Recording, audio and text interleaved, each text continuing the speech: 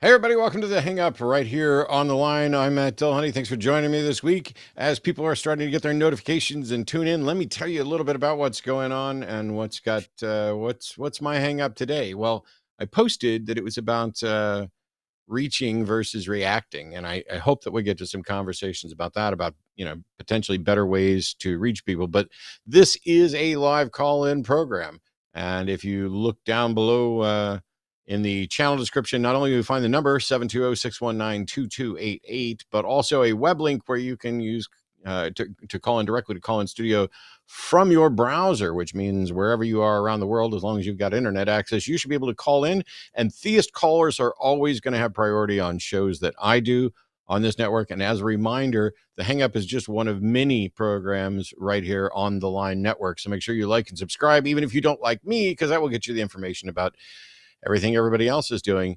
Which, as a reminder, tomorrow is the Transatlantic Call-In Show with Arden Hart and Hannah Reloaded at 2 p.m. Central. So I'm especially looking forward to that. I've known Hannah for years, and it was even fortunate enough to do one of the Chick Track readings with her and Jake years ago. So looking forward to that. This Sunday, I'll be back for the Sunday show, which is the one where we primarily focus on religion, along with Eric from Skeptics and Scoundrels. Next Monday, Forrest Valkai is going to be joined by Francelant at 6 p.m. Central. And next Wednesday, I'll be back with a Hang Up.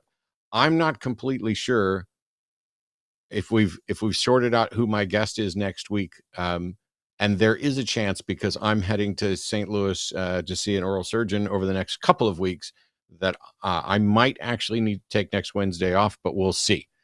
So you need, that's why you need to like, you need to subscribe, you need to ring the bell, all that stuff, so you get the notifications when we're going to go live. Here's what's going on. I have good news and bad news related to politics. So for those who don't know, the Republicans would like you to believe that there's a massive border crisis in Texas. And while certainly we have a problem with immigration, the Republican Party in Texas has decided that the best solution is to put up razor wire and other things, because, Trump failed to build the wall, just like he failed to get reelected and failed all kinds of things. Just an if we hadn't had such a loser president for so long, maybe we'd have better border security. But the governor of Texas, Greg Abbott, has been kind of at war with the Biden administration. And the Biden administration ordered federal agents to remove razor wire placed along the border. The Fifth Circuit blocked Biden's administration from making that order, and that went to the Supreme Court. And on Monday, in a somewhat shocking 5-4 decision, Justice Sonia Sotomayor, Elena Kagan, Ketanji Brown Jackson, Amy Coney Barrett, and Chief Justice John Roberts gathered together to overturn or vacate the injunction from the Fifth Court, so that the Biden administration can, in fact, instruct federal agents to remove razor wire placed along the border. The conservative, or the dudes on the court, or the remaining four. So we had 4 women in the Chief Justice side with Biden and, empathy and decency. And then Clarence Thomas, Samuel Alito, Neil Gorsuch, and Brett Kavanaugh were the dissenting votes. Now, this really pissed off Greg Abbott, the governor of Texas. And just before we went live today, he released a statement. And I'll read it fairly quickly. The federal government has broken the compact between the United States and the states. The executive branch of the United States has a constitutional duty to enforce federal laws protecting states, including immigration laws on the books right now. President Biden has refused to enforce those laws and has even violated them. The result is that he has smashed records for illegal immigration. Despite having been put on notice in a series of letters, one of which I delivered to him by hand, President Biden has ignored Texas's demand that he perform his constitutional duties. President Biden has violated his oath to faithfully execute immigration laws enacted by Congress. Instead of prosecuting immigrants for the federal crime of illegal entry, President Biden has sent his lawyers into federal courts to sue Texas for taking action to secure the border. President Biden has instructed his agencies to ignore federal statutes that mandate the detention of illegal immigrants. The effect is to illegally allow their en masse parole into the United States. By wasting taxpayer dollars to tear open Texas's border security infrastructure, President Biden has enticed illegal immigrants away from the 28 legal entry points along the state's southern border, bridges where nobody drowns, and into the dangerous waters of the Rio Grande. And he continues and is basically saying, the Biden administration, the failure of the Biden administration to fulfill duties imposed by Article 4 has triggered Article 1, Section 10, Clause 3, which reserves to this state the right of self-defense. For these reasons, I have already declared an invasion under Article 1, Section 10, Clause 3 to invoke Texas's constitutional authority to defend and protect itself. That authority is the supreme law of the land and supersedes any federal statutes to the contrary. The Texas National Guard, the Texas Department of Public Safety, and other Texas personnel are acting on that authority, as well as state law, to secure the border. So what's happening here, if you just read Greg Abbott's statement and you were, not bothering to look into what the Supreme Court said or the court or what Biden's administration has actually done, if you just read this, like, you're a regular Fox News MAGA kind of MAGA-minded individual, it sounds like Biden has completely abandoned Texas, and Texas is being invaded by Mexico, and Greg Abbott is now mobilizing the Texas National Guard, the Texas Department of Public Safety, to go after them. What's actually happened is their methods. This is about what methods they're using to secure the border, and it's about the razor wire. And in the name of humanity and empathy and human fucking decency, the Biden administration was ordering federal agents to remove that wire. Well, there's a loophole. The ruling from the Supreme Court does not in any way say that Texas can't put razor wire up. It just says you can't stop the federal agents from taking it down. So not only has Greg Abbott declared an invasion and is mobilizing basically every defense he can for Texas, they're going to put up razor wire, and they're going to keep putting it up, and they're going to put up more of it. They can't stop the federal agents from taking it down, or can they? Because the order doesn't say that Texas has to allow federal agents in to take down the razor wire, just as it overturned the injunction that was going to stop them from doing that. So now there's no legal ground to stop them that way.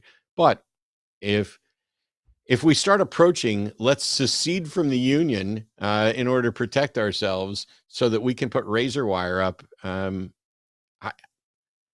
Wow. I live in Texas. I don't see the border crisis. I'm not particularly close to the border, but every time there's a discussion about this and people are talking about what's happening, it seems like the notion of compassion and humanity and the very things that built the melting pot that is the United States never get mentioned.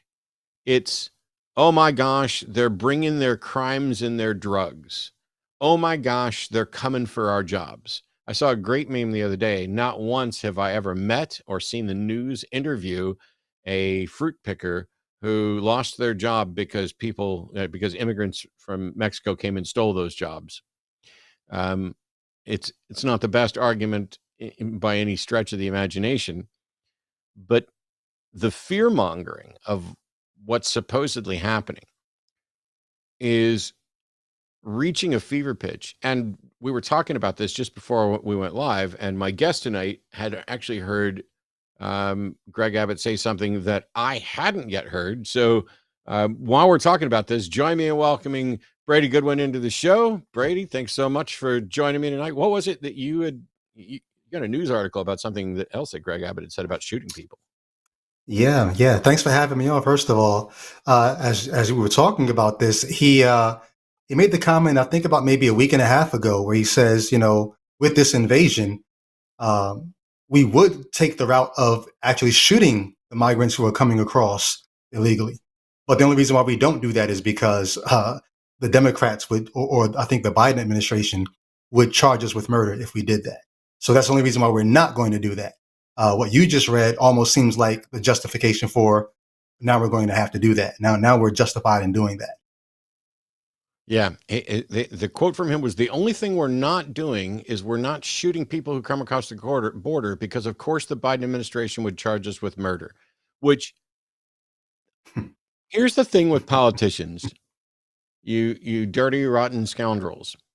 Hmm. That sentence is constructed in such a way where it's very easy to say, I was not remotely suggesting that we would actually shoot people. When I say, of course, the Biden administration would charge us with murder, it's because that's the correct charge. So there's a way for him to back out of that and say, I was just Yeah. engaging in some hyperbole. And yet now, when the court's basically saying, yes, they can, in fact, remove your razor wire, uh, Abbott's like, well, they didn't say I couldn't put up more. Hmm. Yeah. There's always a back door. There's always a way. I don't know why my mind always goes here, but it's the same thing with apologetics. Like there's always a way to flip it to turn it the way that you want it. And it's frustrating because you can't hold someone to their words if they do that. Yeah, it's one, I mean, you and I both know the a friend of mine from my old show used to call the Bible the big book of multiple choice because without even a whole lot of effort, it's not difficult for somebody to get the Bible to appear to say or agree with the position that they'd like it to agree with. Um, Yeah. I mean, it doesn't take all that much effort, and it's why when I watch it, YouTube apologists on posting stuff to Twitter and other, including guys I know and generally like, it's very frustrating how, well, that's not what that says or that's not what that means. And I guess the big question is, if you were God and you inspired a book, I don't know why you would ever inspire a book as opposed to just communicating directly with everyone. But Right. if you went and inspired it amongst people who would die out and in languages that would die out and change, and you had a very important message, don't you have some duty Mm, to, I don't know, update it, correct mm. typos, correct misinformation, say, no, no, no, no, you don't get to interpret that three different ways. When I said, this, I meant this. You're not allowed to eat shellfish. I never rescinded the notion that you couldn't eat shellfish. It's troubling to me that there are people who not only don't know what the Bible says or what the Quran says, they're absolutely going to listen to their preachers. They're going to absolutely listen to people, and we're all guilty of this, by the way. Mm. I have, I don't know, at a guess, 53,000 people blocked on social media because I'm under attack from trolls who just want to misgender my partner or whatever else. But I saw a meme that I was actually sharing with Brady right before we went live, and I don't have the graphic, or I would show it. It's probably going to be in another video, but it was about how Republicans, what Republicans' opinion of the economy was versus what Democrats' opinions of what the economy was, or how good the economy was, from 2016 up till now. And while just before Trump got elected, Democrats 75% or so felt it was favorable, and maybe 20% of Republicans felt it was favorable. If as you follow the track, as soon as Trump's elected, the Republican one skyrockets to like Mm, 90% think the economy instantly. Like the second Trump got elected, they think it improved. And Democrats mm. have this slow decline down to like 50%. And then there's the COVID crash that takes everybody down a little bit.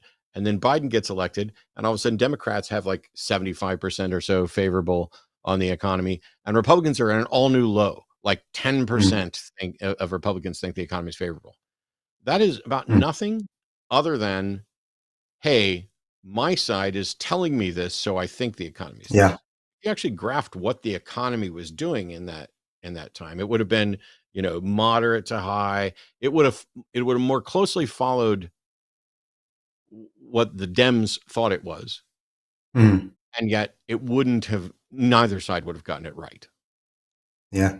I wonder how much of it too is not just here's what my side is telling me, but just the confirmation bias of because I don't like the other side. It's the way I feel about the economy, but it's not the economy that I feel bad about. It's who's in leadership that I feel bad about. And so it's almost a proof of the way that we form our own reality. Like we shape our reality based on what we think.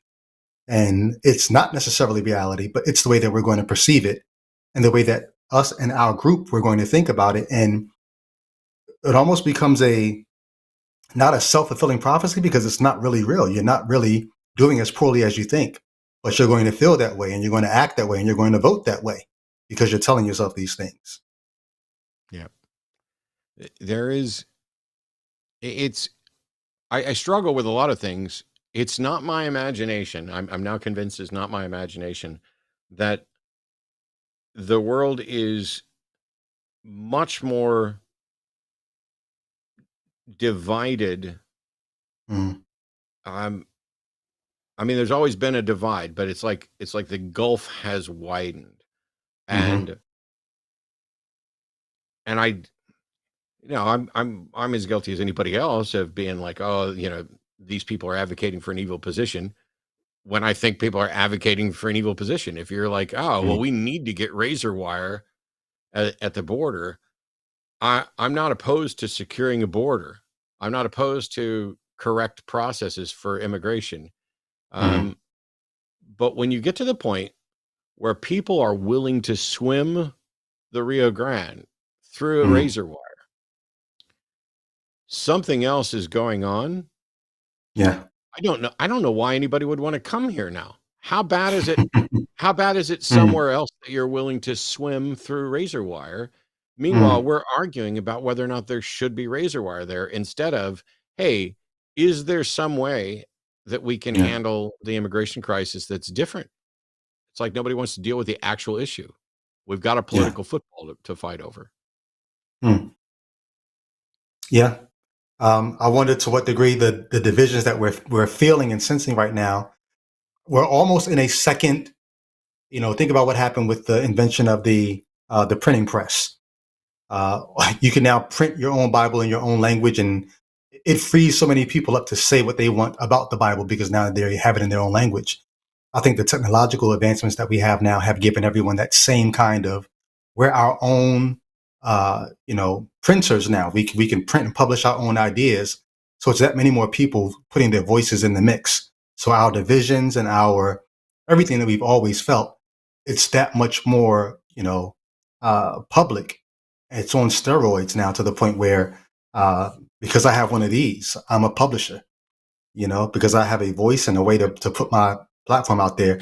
So our divisions, I don't think is going to get any, I don't think they're going to lessen, but I do think platforms like this are going to be more and more necessary to sort of reach across not the political aisle, but just the social, the humanitarian aisle to say, like you just said, it's not that I disagree about the need for border security or any of that, but is there something in our humanity that we can reach across the aisle and say, we don't have to do that? I mean, we see what's going on, don't we? The people who drowned and uh, they stopped I think the federal agents from helping the mother and the two children who were drowning. No humanity, you know. Well, they broke the law, so I guess that's what you get. Where's the humanity? We're at a point now where, we have more access to more information from more sources than ever before. Mm, And nobody's got the time or the expertise to be going through and fact checking and engaging all that. Well, like for example, when it comes to the war in Ukraine or in Gaza, um, I try to go to a bunch of different sources to find out what's going on so that I'm not just getting spoon fed stuff. Now I don't have cable. Um, mm, that's not a brag on my part. I I can get everything I need from live streams on, so I'll go to CNN, I'll go to MSNBC, I'll go to Fox, I'll go to um, uh, Al Jazeera, I'll go to BBC. checking various websites for news. And so I don't do what I used to do, which was I'd, pick a news network and just let it play in the background all day. I'm pretty much never on a news network now. I get the things that are most important, then I go look up a couple different sources. I'm wondering, when I promoted tonight's show, I was talking about just reaching versus reacting. And I have a way of doing things. I'm probably not going to be making dramatic changes in how I do things, because I know that what I've done has reached some subset of the people that I'm trying to reach. But there's no denying that most of what I end up doing is reacting, where something happens and then we have to tell everybody about it, or somebody, posts a video with some spin on an argument that we've dealt with 500 times, and then you've got to react. I don't just mean posting reacting videos. I mean, we're just responding. When you, for those who don't know, you've done a lot of musical creation and written a lot. And so when you're thinking about putting together a song,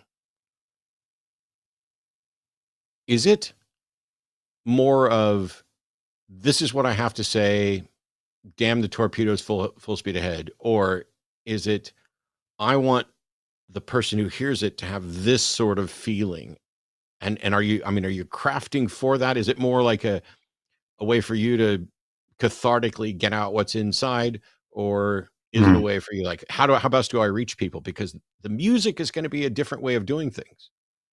Yeah. For me, it was always, and it's funny because I haven't done music post deconversion, but while I was a Christian, I did music because I felt like I had a message I wanted to get out. And a small part of me took the listener into account, but more times than not, I was just thinking about how could I creatively convey this message and let the chips fall where they may. I always had a certain amount of respect from a distance for artists who, it didn't seem like they were necessarily trying to say something. They were just trying to connect the people. And so they were more concerned about what people were going through and trying to put those other people's experience into song form. I was more trying to put my ideas into song form to bring people where I was, as opposed to going to where they were. Yeah. I think I'm in kind of a similar boat, even though I wasn't writing songs for a lot of, I'm constantly trying to figure out ways that I can reach people, because I know I'm not the best person to reach everybody. There are people who are going to hate me till the day they die, because of the way I do things, and that's okay. I think we need a lot of voices doing things a lot of different ways. But I think I've mostly been in the, hey, I've got something I want to say. Here's what I want to say, and rather than, okay, what is it you mostly need to hear? Arden's telling me that people are saying my audio is quiet, but they've got no more levels. Wow. I don't know what to say. I hear you. It's the same mic, I hear the you just same fine. settings, everything that's every week. I guess we can do a poll, because every now and then somebody will say Matt's really quiet, or Matt's having an audio issue, or whatever else. And then other people will be like, nope, sounds perfectly fine here. But okay, now people You are sound saying it's perfectly fine. fine to me. There's Okay. the poll. We'll have Arden put up a poll, and y'all can vote and say, but it could just be, somebody with an issue on their end or whatever. All right. We got callers, and we're going to get to them in just a minute. But you mentioned something, and this is my curiosity, not prying. Why haven't you done music since your deconstruction? And do you think that's likely to change? Because I know a few guys that I've managed to hang out with over the years, who have done some great stuff, both within general rock stuff or rap stuff, from a secular perspective, kind of coming at this. Yeah. not trying to push you. I'm just wondering if that's likely to change, and Yeah. what, and if there's a reason why it wouldn't. I don't know. I think when I started rapping, you got to remember, I'm pushing 50. I'm 47 years old. So when I started rapping, there was no internet. There was no, uh, I started rapping because I had a message I wanted to get out. I didn't rap as a non-Christian. I started rapping after I became a Christian. I Yeah, had a message to get out. I had a people group in mind, hip hop culture, and this was the best way to reach them. I had a sense of mission, and I needed an avenue to do that. But now I don't have a sense of mission, even though you see me on Facebook every day, plugging away, and I got a podcast plugging away. So I do have. I don't call my deconversion, my deconstruction, my uh, counter apologetics. I don't really call it a mission. It's more of a sort of a hobby. But I don't feel compelled to do anything. And I think if I did, I would be looking more for an avenue. But I've got avenues now. I've got YouTube. I've got Facebook. sure. If I was starving for an avenue, I might think, "Ooh, pick up a pen, write a rap." But I'm not starving for an avenue. So um, I think that's part of it. But even when I was a Christian, I was trailing off of doing music because the kind of rap that I do is very technical. It's very, I'm a wordsmith. I care a lot about the words I use and how creative I am. And I got to the point where I felt like listeners were not appreciating that. And so even before I deconverted, I felt like I was casting pearls before swine because I would do all this creative and tricky stuff with my words and put it out there, and it would just go over people's head. And I'm like, oh, you missed that bar, you missed this line. But I knew that rap music was changing. People were going more for style than substance, more for flair than actual, technicalities in what you're doing. I don't know. There's a lot of reasons why I lost heart in creating music, and I just don't have any drive to do it anymore. So yeah, people ask me all the time. Yeah. No, If there's a producer hey, out there, send me beats. Maybe something will happen. But without that, I don't know. yeah, no, it was mostly like it's my own curiosity, and it's, I mean, Yeah. I listen to all kinds of stuff. I was uh huge. Oh boy, now I'm gonna, okay. Uh Old school, Curtis Blow, Run DMC, the early stuff where because I'm uh, 54, and okay. my guys, I mean, we had big sheets of cardboard, would go out breakdancing. I was, big fan of rap. I had a friend Okay. who thought that Run DMC discovered Aerosmith because of Walk This Way, and I at least knew that that wasn't the truth. But Right.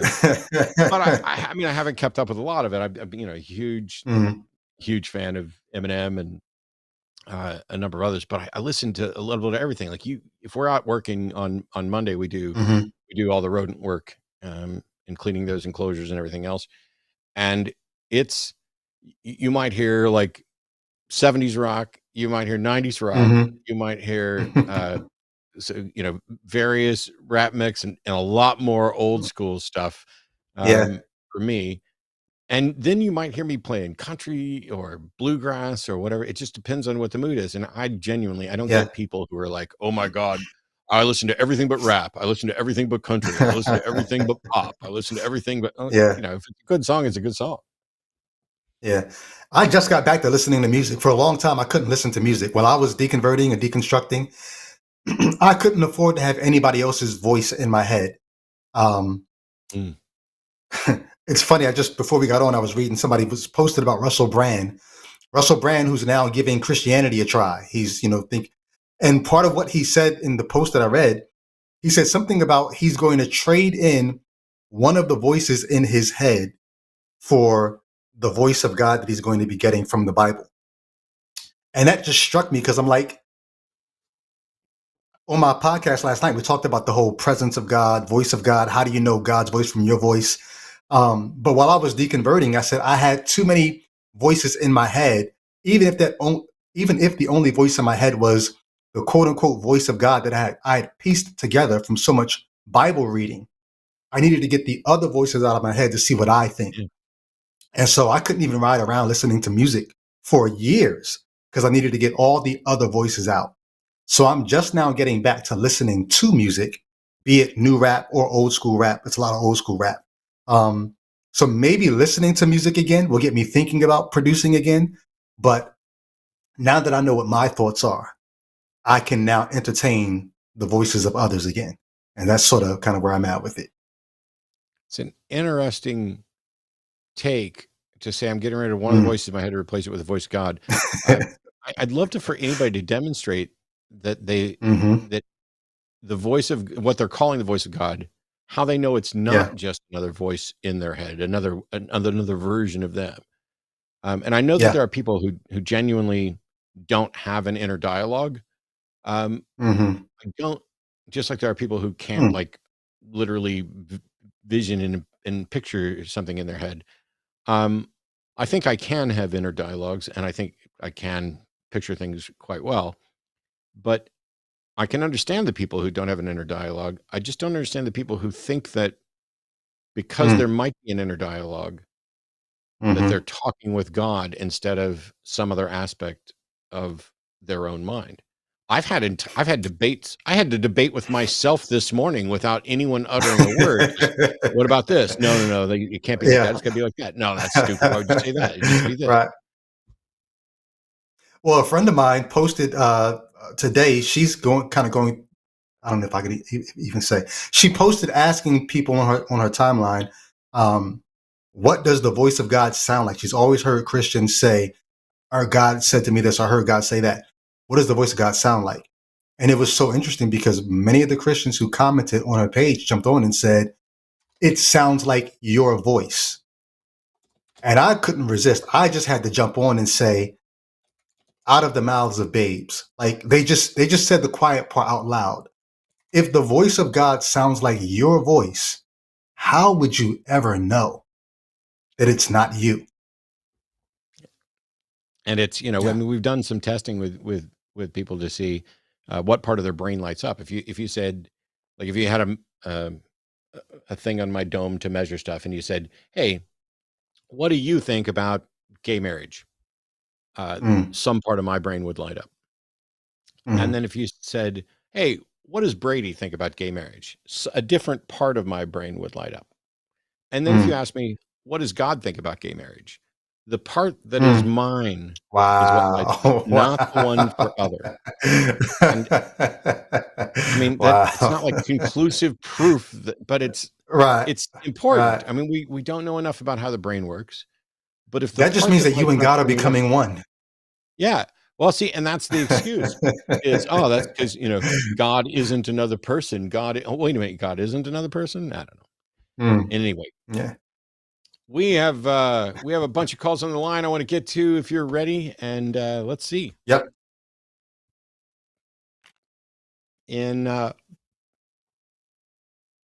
Excuse me, we have Deepak calling, pronouns are he, him, has a question about morality. So Deepak, welcome to the show. You're on with Brady and Matt. Hey, Matt and Brady, big fan of the show.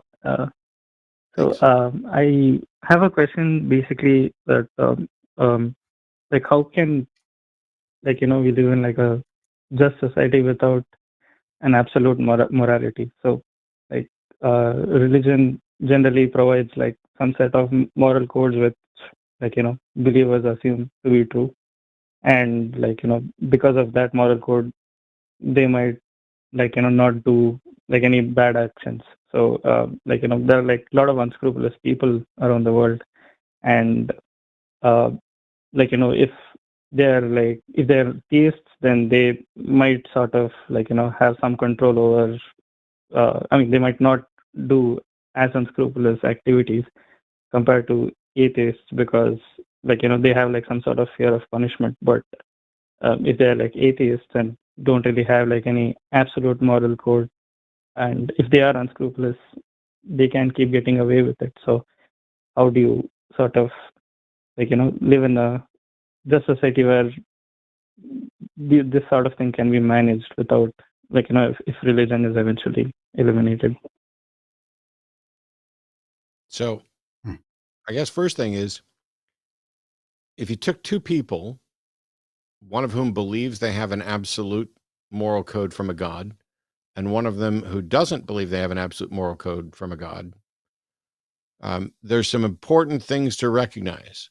One is that neither of them can demonstrate an absolute moral code. One of them believes they have an absolute moral code, and the other one does not believe that. What we know from statistics is that the believers are no more likely to be moral or behave morally than the non-believers are. It's not like non-believers are running around doing. It's not like only atheists are in prison. It's not like, atheists are the ones that are just running around murdering people and all this. I mean, that's just not the case. It turns out that there's no problem with a secular, relativistic, situational moral system that is in any way solved by appealing to a God. You can claim, oh, well, this is absolutely wrong. And when somebody says, why? Well, because my God thinks so. But you haven't solved any problem. And it turns out you probably haven't done much to get people to behave. So I'd rather have a moral system myself rather than saying this is the absolute idea of a God that is based on, hey, how do we make sure that we live a better life? How do we make sure that we care about others, that we try to raise as many boats as possible, that we try to eliminate as much suffering as we can, because you and I are physical beings that live in a physical universe. And if there's something beyond the physical, I don't have any way of investigating it or confirming it. And so I mean, if I may interject, so let me basically, finish. like my point was predicated on the fact that both these people are. Okay, never mind. Sorry. Go ahead. Go ahead. So my your show. point was predicated on the fact that both these people are like unscrupulous, right? And I don't know what that means. Like, I the know what reason the I word brought this up unscrupulous. is because Never mind. I don't know why I bother talking anymore. Sorry, I couldn't get Okay. you. So you have two people who are unscrupulous, and you think that if one of them believes there's an absolute moral code that stops them from behaving unscrupulous, except you don't have evidence for that, and the evidence opposes that. So what's the point? Okay, I mean, I think it's basically anecdotal, wherein I've seen people who wanted to do bad things, but they were like, oh no, I think I might go to hell, so I won't do that. So that's what my point was. People who might have wanted to do bad things, but they decide, oh no, I might go to prison, so I won't do that. Yeah, I mean, they believe in hell, and because of that, they at least I didn't say about hell. Have some sort of restraint. It's like you're not even listening, Deepak. I didn't say that they did it for fear of hell. I said there are people who would avoid doing things out of fear of prison. Real consequences. You don't need fake consequences to get people to behave. You can do it with real consequences. Okay. Yes, that's fair. All right. I mean, thank you. If you really wanted to, like, let's say, if you were really, really mad, if somebody called your mama something or your wife something, and you got really, really mad and you wanted to punch them in the face, which is more likely to stop you? The fact that there might be a God who's upset with you for punching someone in the face, or the fact that you might go to jail, lose your job? Which one of those is a better deterrent to you just randomly punching somebody in the face because they said something? Yeah, for me, it's going to be the jail. That's going to be a deterrent. But me too. I was talking about. So if you qualify it a little bit more, basically, if you are doing bad things and are getting away with it, that was the sort of scenario. But I guess your point is fair, wherein they should have a fear of real consequence. There are always going to be people who've done bad things and got away with it. And Christianity, for example, I know we're not necessarily talking about Christianity, but Christianity says you can do whatever you want and God can still forgive you for it. You don't ever have to make amends. There are people who have murdered dozens of people, and they're convinced that God saved them, forgave them of their crime, and they're going to spend eternity in heaven. That's what they're convinced is going to happen. Christianity, for example, is not a morally just system. In Christianity, you don't get what you deserve. You get something you don't deserve. You get forgiveness. Yeah, that's true. All right, I guess that was it, man. Thank you. Okay. I Hmm. don't know, Brady. I'm What do you curious. think? I was curious. I was trying to figure out if his point is the utility of religion, like because it can be useful to harness bad behavior, that it should be, pursued. Is that the point, or is the point because it is effective that way, it must be true? I wasn't sure what his angle was there. Is Deepak still Oh, there? he hung up. I was going to Okay. trying to get him to see if there's. Yeah. I think what it is that there's a lot of this. Oh my God, how can you have a moral in any sort of moral Hmm. view if you don't have some Yeah. absolute external, concrete authority?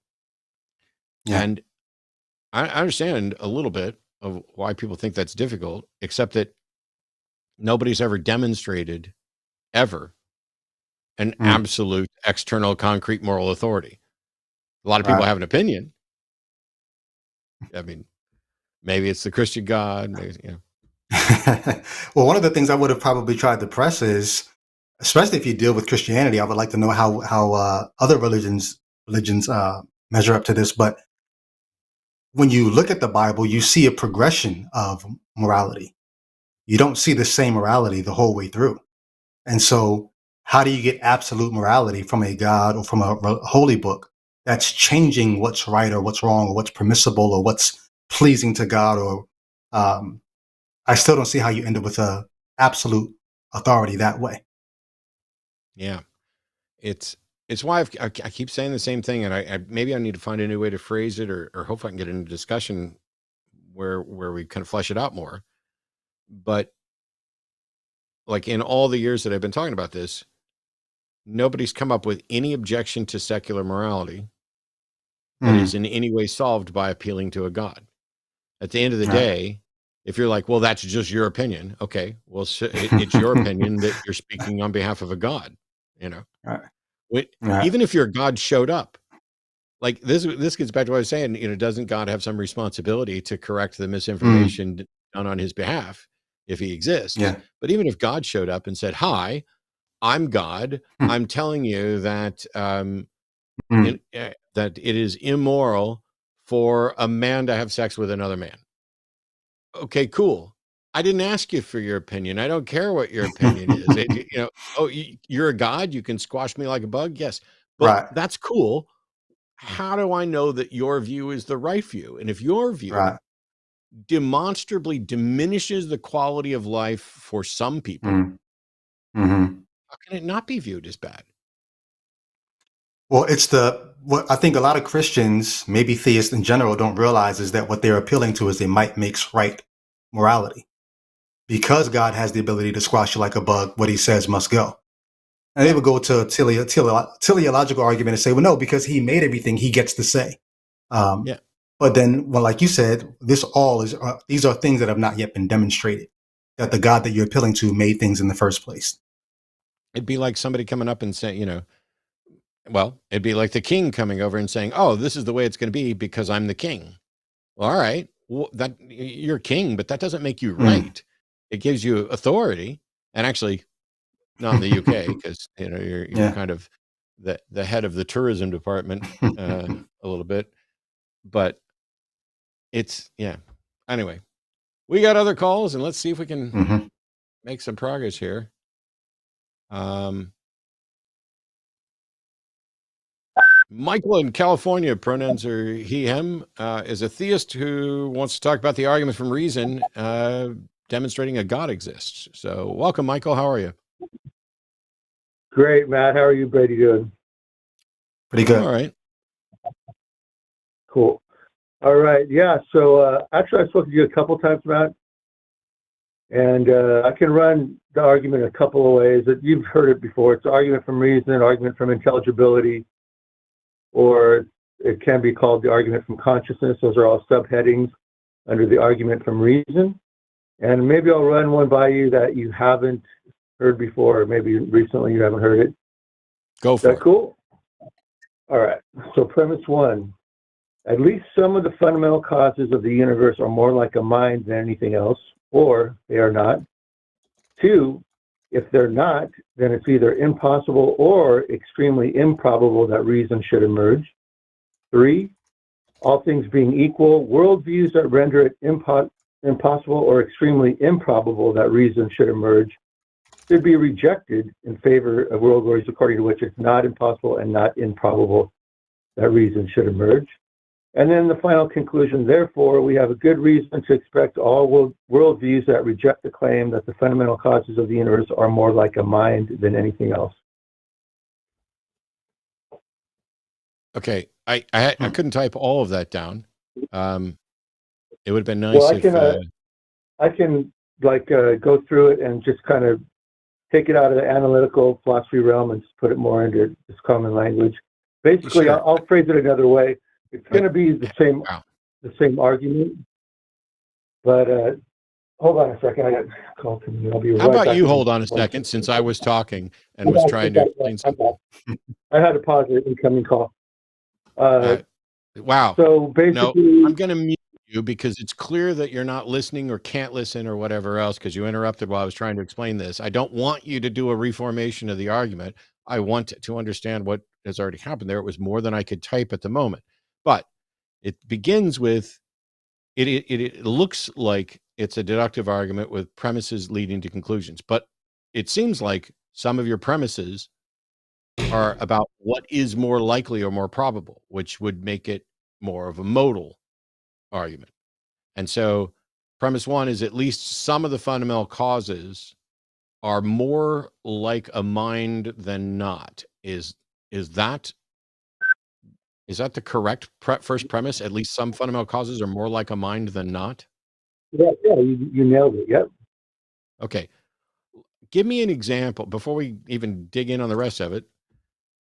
What's a fundamental cause that you can identify that is more like a mind than not? I'm going to say consciousness. How is consciousness a fundamental cause? I mean, Well, I don't believe it's just an emergent property. I'm online with Donald Hoffman and Bernardo Kastrup. I think so hang on. consciousness may be something. Wow. The question was, Sorry, I didn't take it. how is consciousness a fundamental cause? I didn't ask whether it was an emergent property or what you think about consciousness or what other people think about consciousness. I'm saying, how is it a fundamental cause? I would say that it's before the laws of physics, which are, there's a reification fallacy in trying to say that physics laws can explain all of reality, because those are just imaginative mathematical concepts that man has put in paper that work to define the kind of deterministic physical laws in the universe. But so the theory is that behind even the physical laws is consciousness. And if you want to call it a universal mind, we didn't get into definitions to start out, so I don't want to use language in the wrong way. How do you respond to that? What do you mean, how do I respond to that? You still haven't answered my question. How is consciousness a fundamental cause? You need to demonstrate that consciousness is a fundamental cause, not claim that's what I think, or that's a model, or dismissing the laws. I'm still talking, or dismissing the laws of physics. If you're going to say at least some fundamental causes are more like a mind than not, you need to say X is a fundamental cause, and we know X is a fundamental cause because of Y, and X is more like a mind than not. And you've done none of that. Okay. So basically what we're talking about is I'm going to argue against your materialism and say that your worldview is rejected. That's what the argument was. Stop. Yeah. Go ahead. I am not now, nor have I ever advocated for philosophical naturalism or philosophical materialism. We discussed this last week when Kane B was here on the philosophical thing. So you can argue against materialism, but you're not going to argue against my materialism because my materialism doesn't exist. Meanwhile, I'd like you to stick with the argument you presented. And premise one is at least some fundamental causes are more like a mind than not. I asked for an example. You gave consciousness. I would like for you to demonstrate that consciousness is a fundamental cause. And can I add on that? When you say consciousness is more like a mind, aren't you like equivocating there between consciousness and what mind is in the first place? You're basically saying a mind is more like a mind. Yeah. I'm actually kind of a dilettante philosopher, and I've been studying philosophy of mind recently. I find it very fascinating. So no, it's going to get very esoteric unless you study the arguments. It's not going to make sense. But I know Matt's familiar with. He's talked to a lot of people over the years, and maybe you have too regarding these arguments against materialism, because it does dovetail. I know you're a methodological materialist, not a philosophical materialist. But but your evidence basis is strictly physicalist. So if I can. Okay, I'm muting you again because I'm about to get really, really, really, really, really irritated, and I'd rather not get really irritated. I'm going to unmute you, and what you need to do is say, here's how we know that consciousness is a fundamental cause. That's what you need to do, not, oh, Matt's a methodological naturalist, Matt's this, whatever. Don't make it about me. Don't make it about naturalism. Prove your fucking point in the first premise, or I'm going to dismiss your argument with the first premise. So, demonstrate that consciousness is a fundamental cause. Okay. Okay. I'll give you. I'll run. This is a secondary argument. Are you ready for it? Demonstrate that consciousness is a fundamental cause. That's what I'm trying to do right now. No, so, you're not. No. We're going to start again. I'm going to mute you, Michael. I don't know why it is that you and others like you try to make this so fucking difficult. I listened to your argument. I took notes on your argument. We are on premise one. All I've asked repeatedly is, how can we know that consciousness, your chosen example, is in fact a fundamental cause? I've asked it 4 or 5 times. And in the meantime, you've tried to derail into the laws of physics and imaginary this and metaphysical naturalism or metaphysical naturalism and methodological naturalism. I'm going to ask you one last time, and then I'm going to unmute you. And when I unmute you, you are either going to say, we know that consciousness is a fundamental cause because, and then give your reason, or I will hang up on you. That is a promise from the bottom of my heart. Okay, no worries. So I'll say that we know that consciousness is fundamental to reality because if we only accept the laws of physics and matter and energy as the basis of reality, you are walking into absurdity. Ad absurdum. Argument from ad absurdum. Goodbye. You tried. Yeah. So first of all, you failed miserably because what you said was, we know that consciousness is fundamental to reality. You did not say that consciousness was a fundamental cause. You just said it was fundamental to reality. Exactly. You don't get to assert that something is a cause and then only defend that it's fundamental to reality, because now you're playing word games. But when your explanation for how consciousness is fundamental to, or a fundamental cause of, is to say, if we only accept physics, matter, and energy, you're going to slip into absurdity. That is an assertion. It is not a demonstration. And that assertion has nothing to do with consciousness. Right. It could be the case that if we deal only with the physical, that we may slip into absurdity, and that consciousness still is not a fundamental cause. It's entirely within the realm of plausibility that naturalism isn't true and there's something beyond the natural realm, and yet that something is not consciousness. So you presented an argument. You cannot, despite multiple attempts, defend even the first premise. And then you go on after your first premise to say that worldviews that, it's unlikely that naturalism could lead to reason, which is just another fucking assertion. The only thing you need for the ability to reason is the ability to process information. And so what you're saying is naturalism is unlikely to lead to the sort of something like a mind that can process information. Well, you need to do all your work to demonstrate that. But then your conclusion is we should favor worldviews that lead to reason. Well, that's just an assertion too. And that conclusion does not follow from the premises. That's just another, or sorry, maybe that's premise 3 is worldviews that favor reason.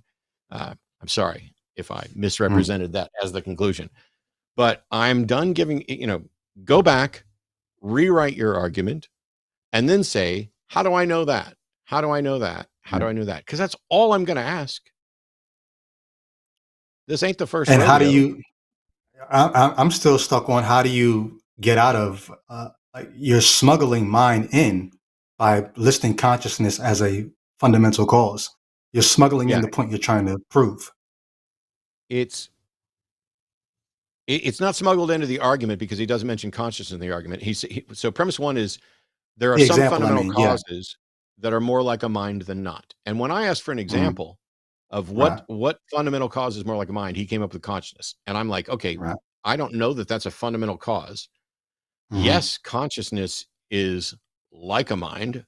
As a matter of fact, I don't, you're correct as far as I can tell that those two might be the same. You might as well have said at least some fundamental causes are more like a mind than not. And I said, give me an example. And he said, oh, mind. Well, yes, mind is more like a mind than not. Right. But I don't know that a mind is a fundamental cause. As a matter of fact, I would argue that for theists attempting to defend a God, the claim that there must be a mind behind it is the very thing you're trying to prove. So Brady's right. Your first premise essentially smuggles in the very thing you're trying to prove. And you couldn't even defend that part. But also, go back and watch what I did with what we talked about with Cain last week, because I specifically asked him about naturalism and whether or not, naturalism was void or anything else, self-contradictory, anything like that. But man, all right, let's try harder. All right. So here we go with John in Texas, pronouns are he, him, who's calling to say, believe it or not, there is a rational argument for a mind behind the universe. So cool. What's that argument, John? Is it similar to the one we just heard, or have you got a different one? No, I mean, I actually have, I think, more substance. Cool. It's not exactly what Donald Hoffman is saying, I guess, but okay, there's a lot of evidence to what people are doing when they're making a decision is just taking the path of least action, like the path of least resistance towards homeostasis. And that's the same thing that rocks and everything else are doing. It's just that living things, or not even living things, like something like designed AI. Sorry, I'm a little sick. Basically, the amount of pathways it has towards maintaining homeostasis is the same as its intelligence. So like rocks just have one pathway, not very smart. We have almost infinite. And I guess because there's no reason to think that this process would need conscious awareness, because it's like things falling into place. And by the way, I should mention, a lot of people will be like, if we're just falling into place, why do we have, what do you say? Don't just take the cookie off the table. You know what I mean? Where we have delayed gratification. It's because of the structure of our body and our memories, which are kind of basically the same thing in a weird way. We can perceive the future, and we know better that it's least resistance to not grab the cookie. And in this context, I find it really interesting that the Christians are claiming that passive least resistance to be tortured by a mob. But anyways, there's no reason why this process would need consciousness. And so it seems like awareness, it seems very much like there's a mind behind the universe or something like that. That like everything, I am kind of putting a panpsychist argument out there, and that like the logic in our minds when we have like a revelation is it's a very similar like a top-down, bottom-up cyclical causation like we have between our bodies and our cells, in that it's like a mineral forming in a cave. You know what I mean? It's the logic of the universe giving us revelation that can guide us. You know what I mean? It's built into the structure. We're coming upon something new. It appears. And that you can use that same analogy from the top-down, bottom-up causation of how memes affect society. You know what I mean? As far as like, and I'll just say, I think we have evidence of this in addiction research by the fact that people have to say that the addiction possesses them in order to get over it, because they're actually accepting the truth of their situation. And by the way, and I don't think any of this implies no free will either, because like the future is not deterministic. Like the no mind-body separation means that you are actively, for the first time, deciding what direction, the decision you're going to make based on your memories and based on where you are. You need to run a simulation of the entire universe to determine your next action, and that is the same thing as the universe. So anyways, that's like the arguments I'm putting forth. And we can get into some reasons why I'm specifically a Christian, why I think the Bible contains like the proper like memory of our past. But anyways, I would like to get your thoughts now, I guess. Well, I was not only following you, but with you. To a point. Right up until one point, and then everything went off the rails, and everything after that like didn't even go together. When you talk about, I wonder if it's the same point for me. Yeah, let's see what it was. So you talked about how essentially there's a good case to be made that humans are decision-making machines that, like most other things, are interested in a path to homeostasis or least resistance or normalization or seeking the level or however you want to describe it, and that there's no reason to think that this requires consciousness. And that, to me, is a really good start of an argument to show that maybe consciousness isn't even real. Maybe that consciousness itself is like an illusion. Cool. But you literally said, right after you said there's no reason to think this requires consciousness, your next sentence was, and so it seems like there's a mind behind the universe. Yeah. And I just got to tell you, is that the point, Brady? Yep, exactly. No, I get what you're exactly. saying. So you literally went from, here's some thoughts on why there may not be consciousness, and immediately followed it with, and so it seems like there's a mind behind the universe, which is the very thing you wanted to demonstrate. And that is a total non sequitur. Yeah. It seems like you were talking about them and then went back to free will. Yeah. You went into addiction and free will and all this other stuff. And I was just like, I'm with you on maybe consciousness isn't a requirement. But when you go A, B, C, pineapple upside down cake, which is what you did when you went from path to least resistance, homeostasis, no reason to think that this requires consciousness. It seems like there's a mind behind the universe. I mean, I feel like I got a jump scare. Yeah.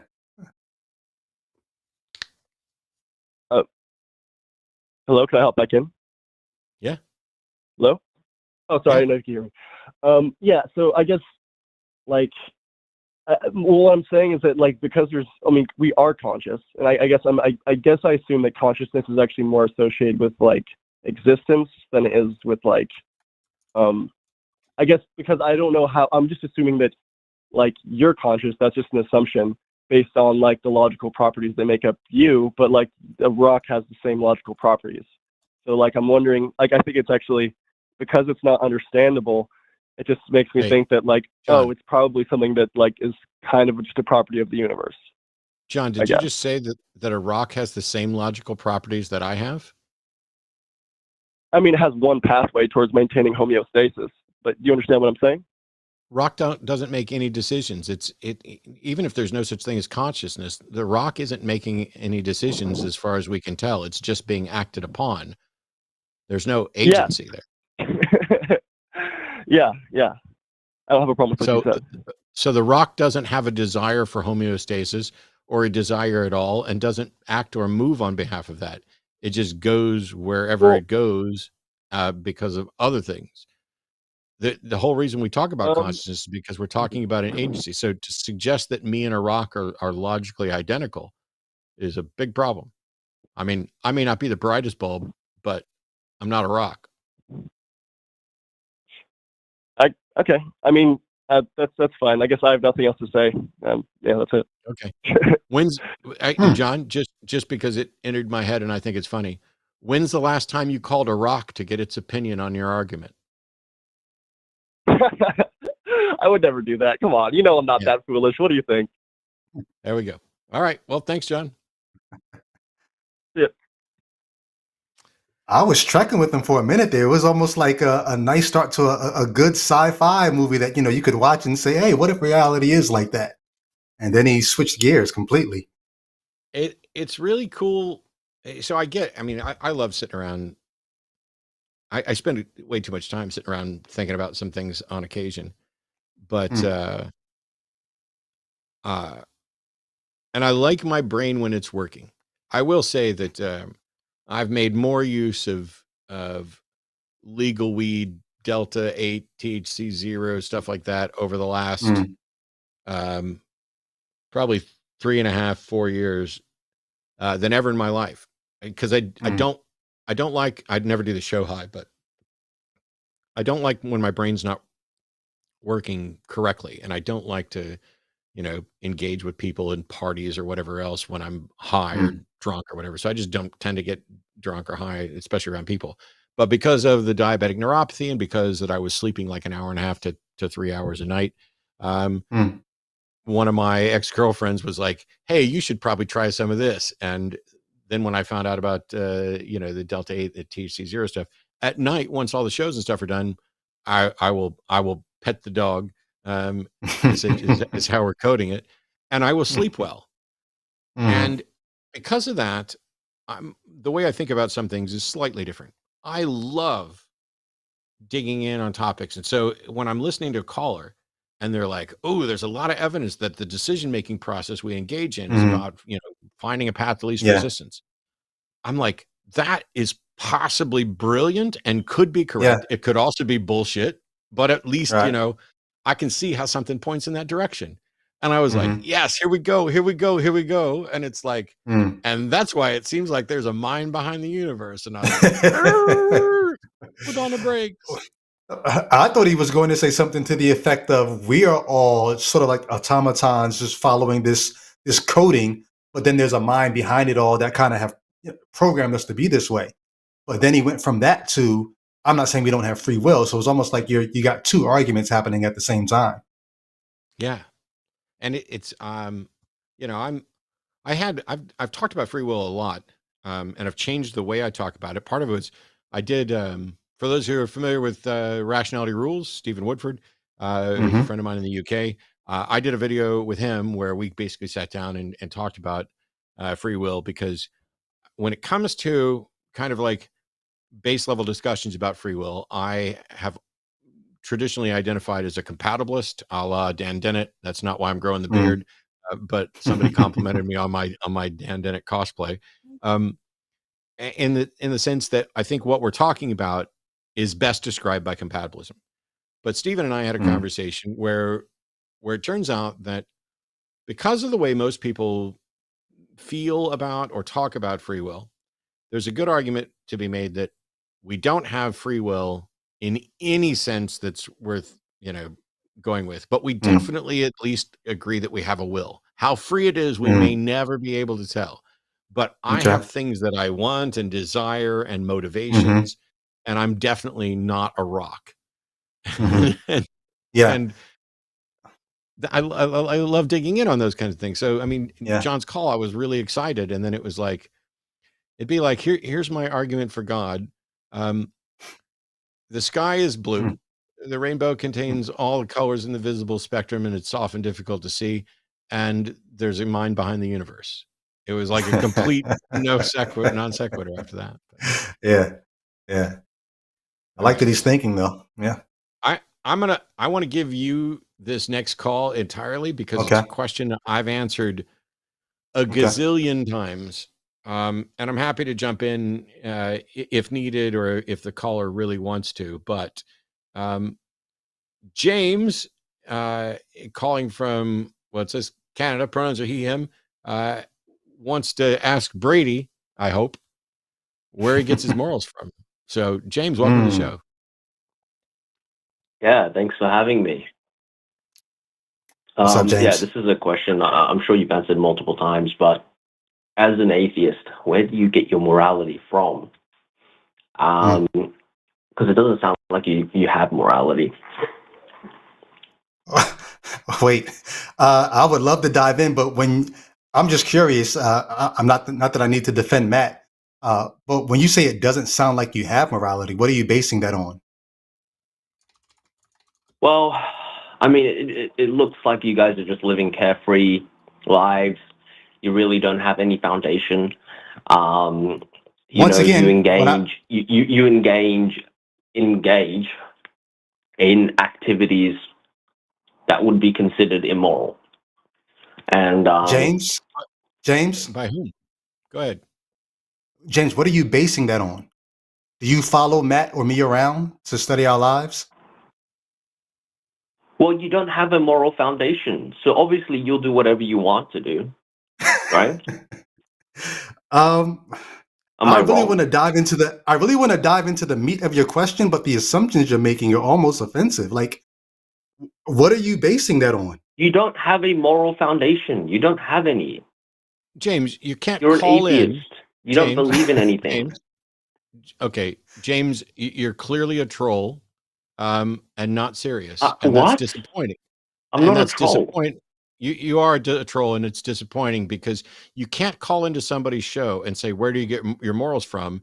And then before anybody can even answer the question, just keep asserting that you don't have morals, that we're just immoral, that you know things about our life. I mean, you're not a serious person who's seriously then correct me then. That's my assumption. No. Correct me if I'm wrong. I am correcting your assumption. If you'd stop talking, you would be corrected rather thoroughly. I'm going to let Brady actually go ahead and address this if he wants to, about where he gets his morality from. But you're not a serious caller and you're not fooling anybody. So I'm going to mute you while Brady talks. Yeah. Ahead, part of my deconversion, let's see how long we want to go with this. Part of my deconversion, I had to, for my own sanity's sake, I had to answer the question of, okay, what am I going to do about morality? Because for most of my life, I got my morality from my religion. It is because God said, and you typically go to things like the 10 Commandments or whatever. But it wasn't hard for me personally. And I remember before I started listening to Matt or Sam Harris or whoever else, I said, I need to figure out what I think about this first. And it wasn't very hard for me to figure out, okay, I came up with a 3-chord or 3-strand moral chord that I talk about.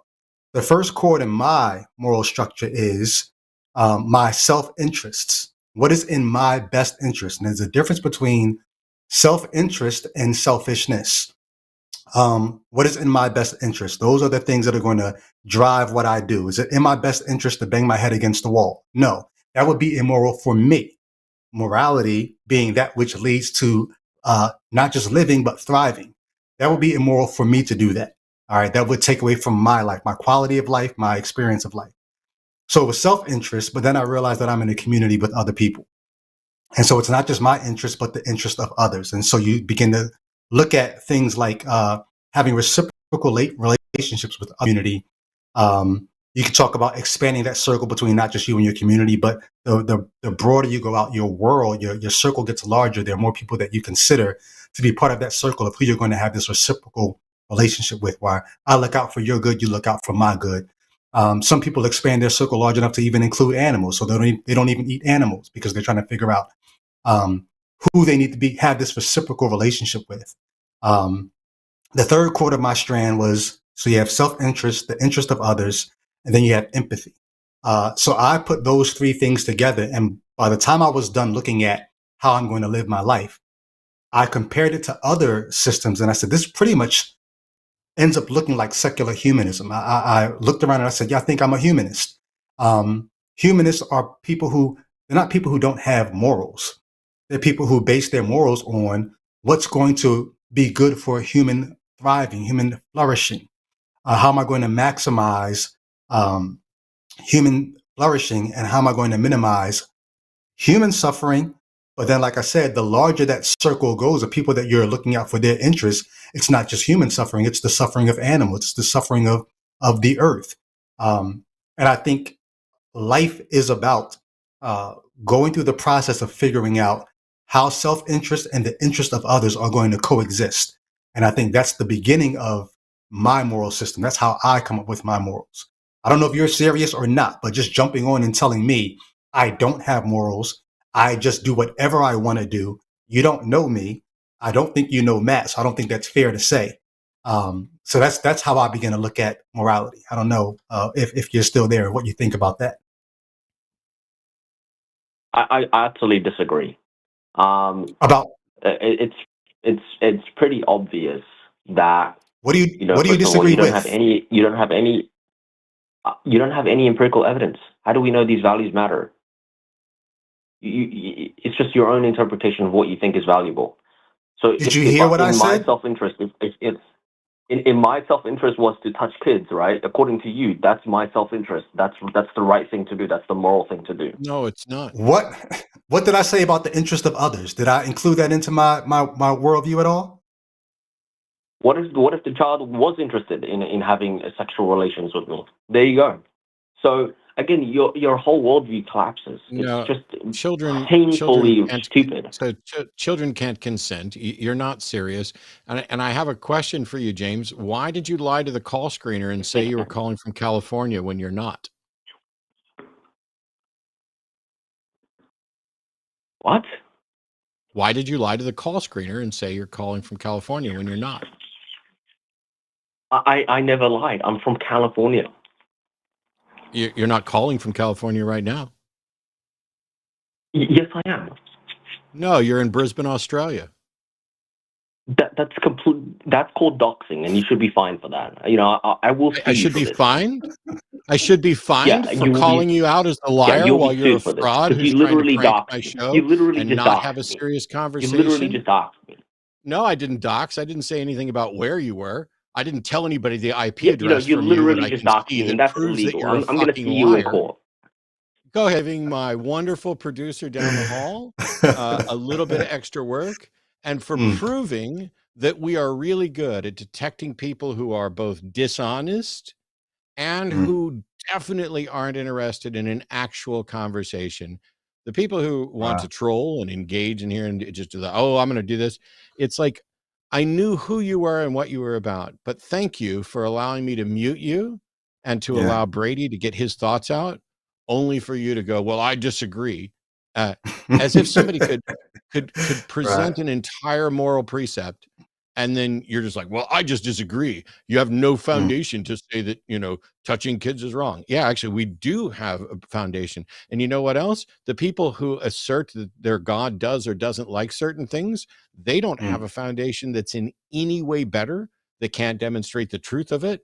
And depending on which religion you're talking about, for example, if you're advocating for Islam, I've sat next to Muslims who actually advocate for child brides and consummating marriages as young as 4 years old. Meanwhile, it's churches, both Christian and Baptist and others, who are constantly being exposed with preacher after preacher after priest after priest who are diddling kids on a regular basis and being shuffled around and hidden by the church. So the church has no moral high ground with which to look down on any of us, and neither do you. But the thing is, James, I don't think you're a Christian. I don't think you're a theist at all. I don't think you are the advocate of any religion.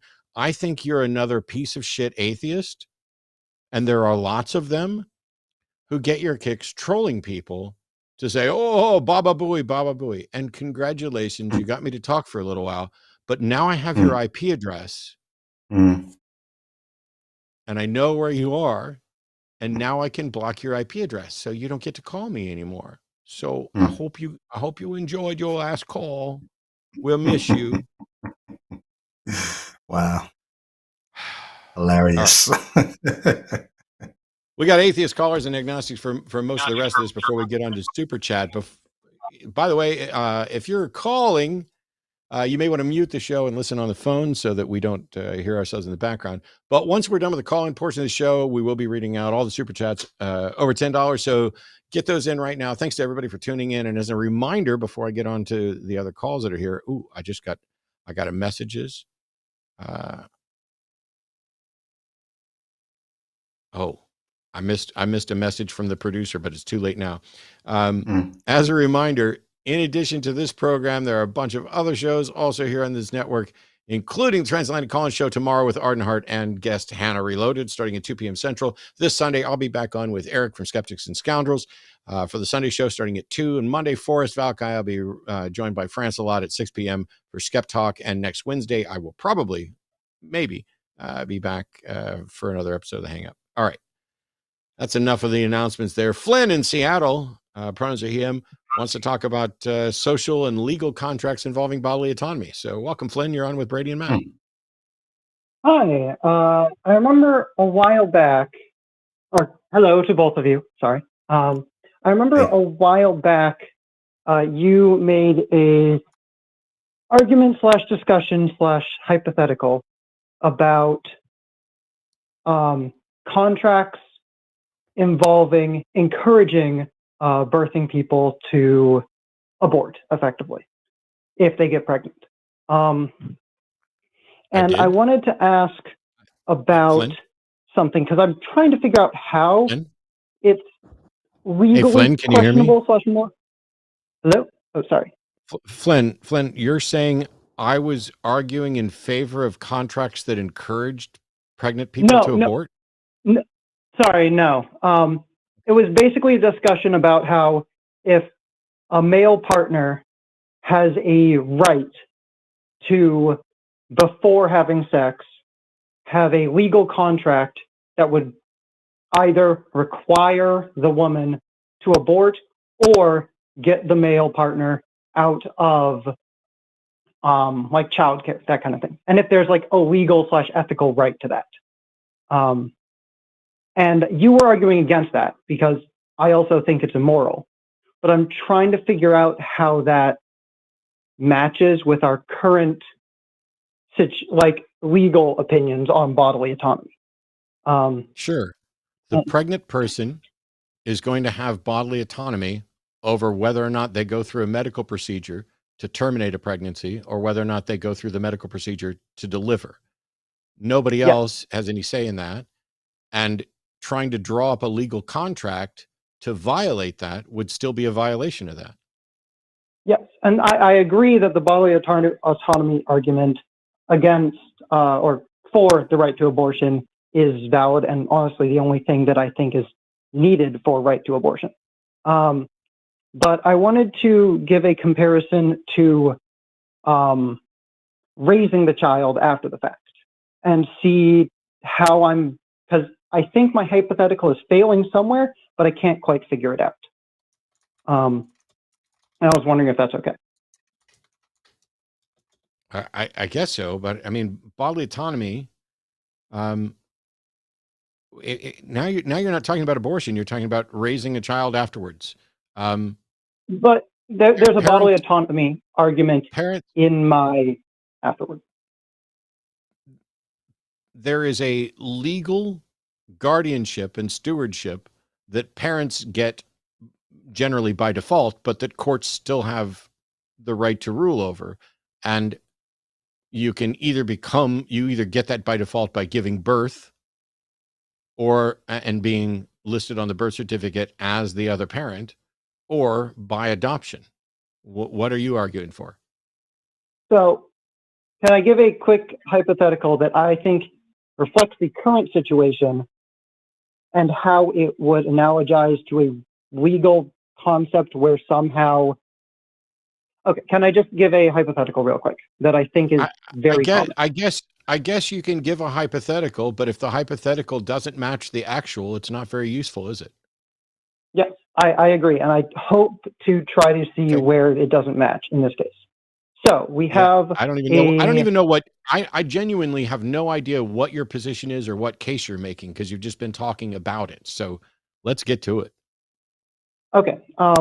If there is I'm just going to say woman in this case because I'm going to mess up if I keep saying birthing person.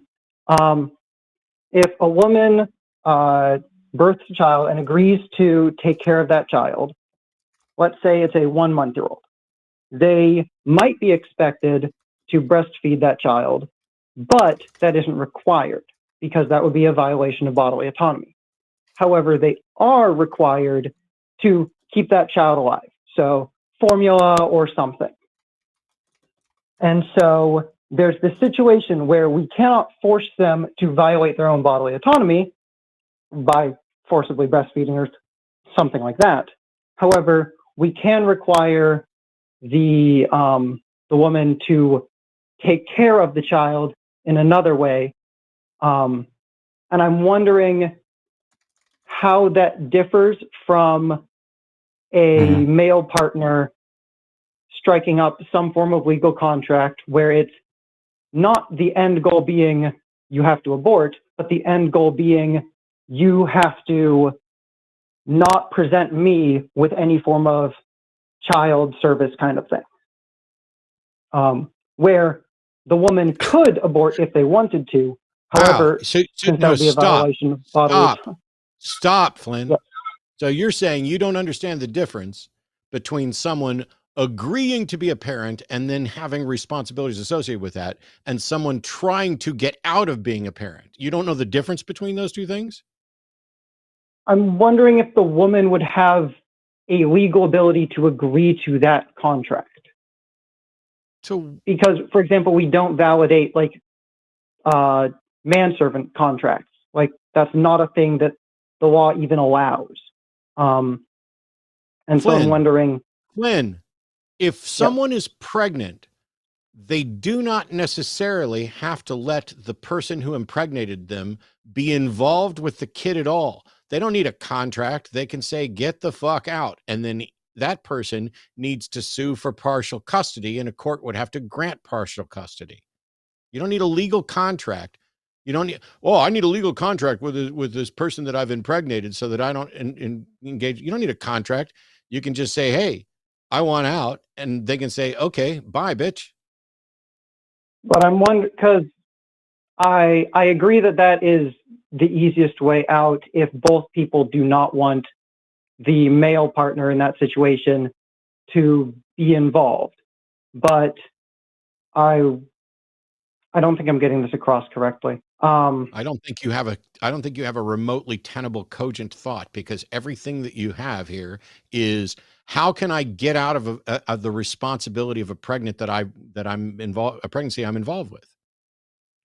You're looking for a way to get out of the responsibility, and you can get out of the responsibility by the other person saying, yeah, I don't want you around. You can get out of the responsibility by suing to abdicate your parental rights and stuff like that, put the kid up for adoption, etc. Those are all options. Why is it that you're so desperate to find a way to allow douchebags to get out of the responsibility for the actions that they've involved themselves with? I'm not looking for that. I'm trying to figure out, because I'm not seeing the failure in my own logic, and I assume you are, and I'm just not figuring out the failure that you are pointing out. So I think either I'm just consistently missing it. Stop. Whose bodily autonomy is violated in each of those situations? The female person. Yeah. So why is it that one person gets to both people get to violate the pregnant person's bodily autonomy in your model, and you don't see a fallacy, a problem here? I'm not saying that either one gets to violate their bodily autonomy. I don't think you should force the woman to breastfeed for their 1 month-old. And I also don't think that you should force the woman to get pregnant. The breastfeeding thing is irrelevant. I'm saying it's a bodily autonomy question. Yes, bodily autonomy means you can't force someone to breastfeed. And you can't force someone to abort. Yes, and that has absolutely nothing to do with whether or not somebody can get out of their parental responsibilities. I agree, and I'm saying that if a woman does not want to breastfeed, which is entirely within their Oh my right. God, mention breastfeeding one more fucking time, I dare you. Stay on the topic at hand. Stay on the topic at hand. Breastfeeding is fucking irrelevant. What is the goal of what you're trying to do? Because it seems to me that your goal is to get dudes out of responsibility for knocking people up. What if that's not your goal? What is your goal?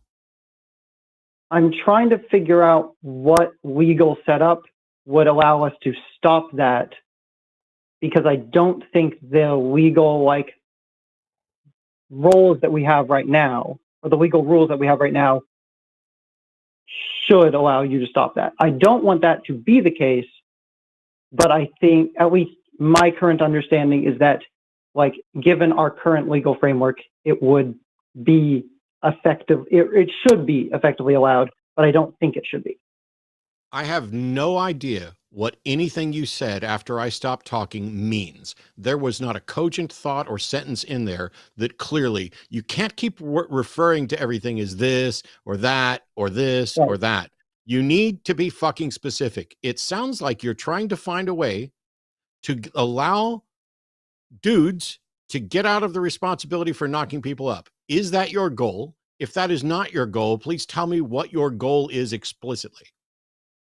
That is not my goal. My goal is to find a new legal / not moral, because I think it's immoral regardless, new legal right of some sort that would not allow men to get out of that.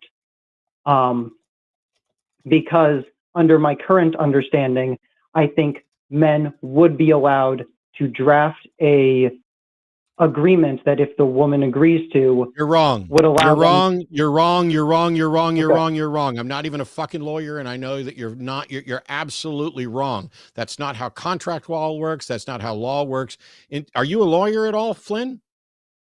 I am not. I know you're not. I knew you were not as soon as that sentence came out of your mouth. Instead of you sitting around trying to armchair come up with a new law that would not allow men to get out of that, why don't you go study what the actual fucking law is? Goodbye. Okay. Bro, I was so lost that entire time. I love sitting around thinking about stuff. I love sitting around thinking about stuff. And I love when people sit around thinking about stuff. But if you're sitting here going, I really want to find a new legal foundation that will make it so that dudes can't get out of their responsibility when they knock somebody up. Well, why don't you go look at what the law is instead of calling in and trying a hypothetical about breastfeeding? Because that was a train wreck of confusion start to finish. Yeah. I don't know. I thought he was trying to say, was he saying possibly that based on his current moral framework of not infringing upon somebody's bodily autonomy, that the current laws do that? Is that what he was trying to say? For the male who gets someone pregnant, the laws infringe upon his bodily autonomy by forcing him to give care for the child. Is that what he's? I don't think so. I thought that was going to be it at one point, but then he went to this, what his goal was of a new legal right of some sort that would not allow men to get out of that, because he thinks the current laws allow them to get out of it. Now, we have enough problems with, people being deadbeat dads or pressuring people into abortions or stuff like that. There are limits to what we can legally do. And if somebody wants to just not be a parent, well, okay, they can run, they can hide, they can avoid making payments, they can die, they can do all kinds of things. The issue here is, hey, let's do what we can to make sure we hold people responsible and make sure that they're taking care of their responsibilities. But also, we shouldn't be forcing bad relationships and bad parents to stay, involved. We should be working to help people get out of those situations entirely. But the problem with any path that allows people who can't get pregnant to unduly influence those who can on what happens once they're pregnant. That's a problem. You know, you got some person who gets pregnant who doesn't have the means on their own to deliver and care for that baby. Okay, we've opened up the possibility of adoption. We've done a number of different things to try to ease this burden. But the undeniable fact of biology is the person that has womb and ovaries is the one that's definitely going to be strapped, at least for whatever period they're pregnant. And the one thing we need to remember is that while pregnancy is viewed as trivial by us today in 2024, hey, you know, all our mothers were pregnant. Some of them were pregnant, you know, many, many, many times. And you know, we all, you know, it's everybody went through it. Pregnancy is not as trivial as we think it is.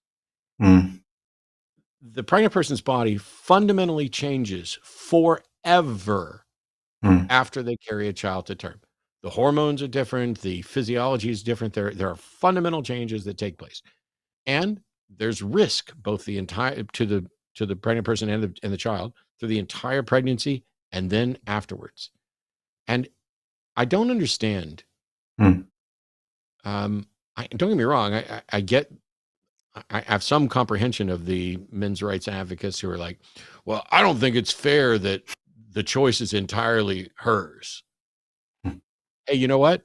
I don't think it's fair either, but life's not fair. I didn't create biology. I didn't create the circumstances. I don't think it's fair. You know what would be fair is not that you get to opt out of the pregnancy in the way that she can opt out of the pregnancy. What would be fair is if two people had sex and they said, the only way you could get pregnant is if you said, hey, let's get pregnant. Which one of us is going to be pregnant? Right. And even in that circumstance, how do you then, you know, like, okay, I'll be the pregnant one. And then you're 6 months into pregnancy and everything's going wrong. And you're like, oh, I wish I'd have made the other decision. And then the other person decides to leave you anyway. There are no solutions. Life is complicated and messy. Yeah. But if the primary focus is, oh, I don't think it's fair that, you know, why does she get to make the decision? Because she's, you know, it's like having your arm in a bear trap, and there's people standing around saying, do we get out an acetylene torch and cut the bear trap off, or do we cut your arm off? And all these other people are standing here making the decision. I'm pretty sure the person in the trap is the one who should get to make the decision. Needs to be consulted at least. And that's why the decision is up to the pregnant person. They're the one in the bear trap. But yeah. All right. We got 2 more calls and then we're on to super chats. And I've been looking forward to both of these, actually. Landon in Tennessee, pronouns are him, has a question for us. Landon, welcome. You're on with Brady and Matt.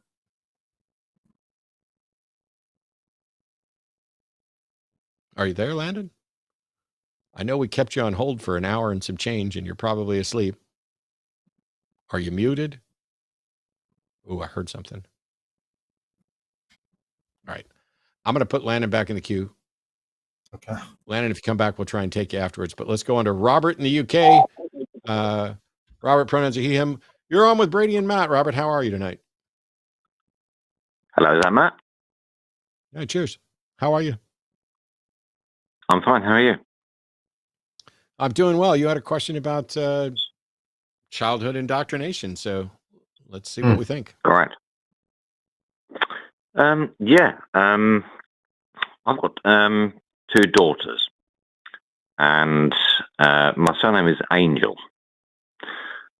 And from a very early age, I left it open to them as to what they might think or believe with regard to faith, etc.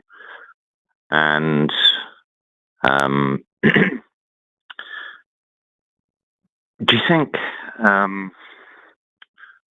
that the religious system is set up to,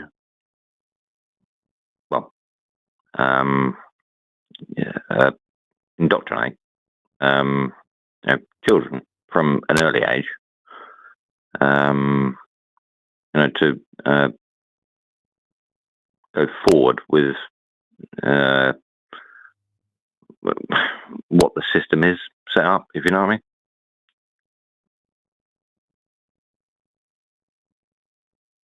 I'm not sure I know what you mean. I mean, are you asking if religions are set up merely based on indoctrination? Because it's certainly a part of it, but there are people who convert late in life and learn about it late in life as well. Okay.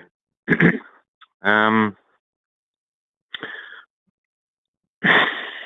we take Islam, for example, you see a lot of young children, wearing hijabs and burqas, whatever, etc. And there's a system set up. And if we talk about Christianity,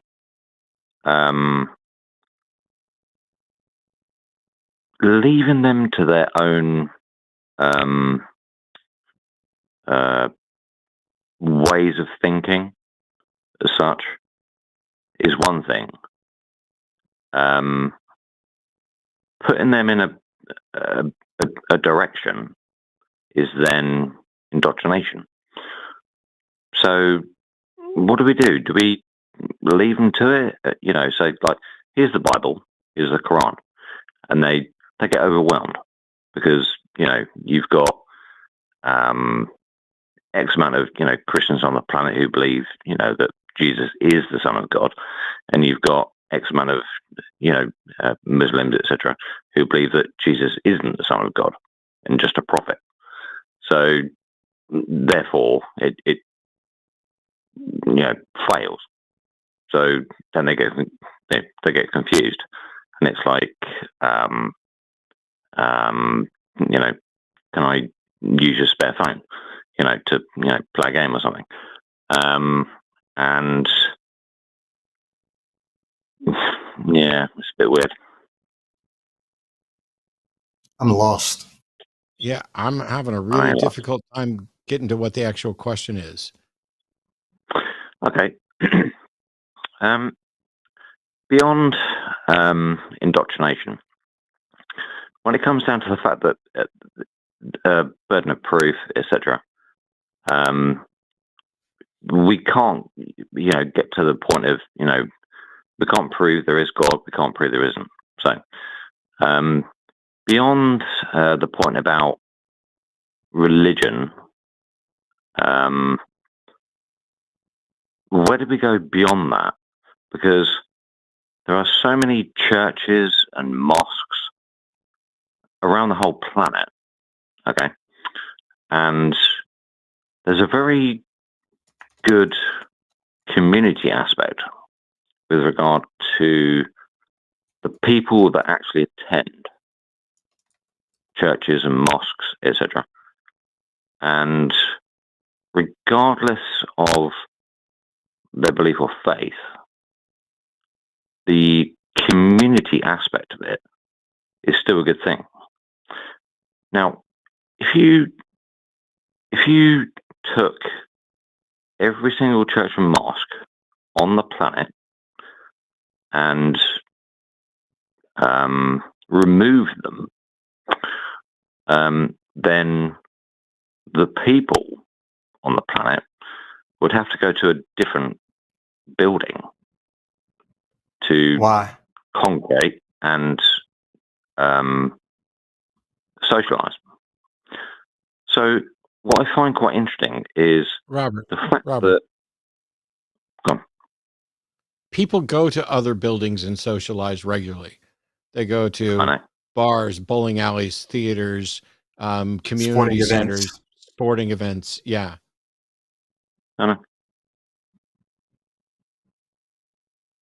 But I'm trying to understand what it is that you'd like to know, because if you're like, oh, if we removed all the churches and mosques, people would have to go somewhere else. People already go other places. But also that analogy is flawed. It's like, oh, if we ripped religion away from everybody, some people would have no moral foundation. Yes, you don't get to start with, thousands of years of religious privilege and just immediately rip it out and think that the second it's gone, instantly everything gets better. But when on the question of childhood indoctrination, teach kids how to think, not what to think. Teach them about many different concepts of God from when they start asking questions about it. Yeah. Okay. If humanity removed the whole idea of what religion is, I suppose, as a concept, then, the whole, we don't need God to be good thing, then, we're still just sort of pushing forward. So if we disbanded the whole idea of, the concept of a belief in a God, then we're still just going to, carry on, aren't we?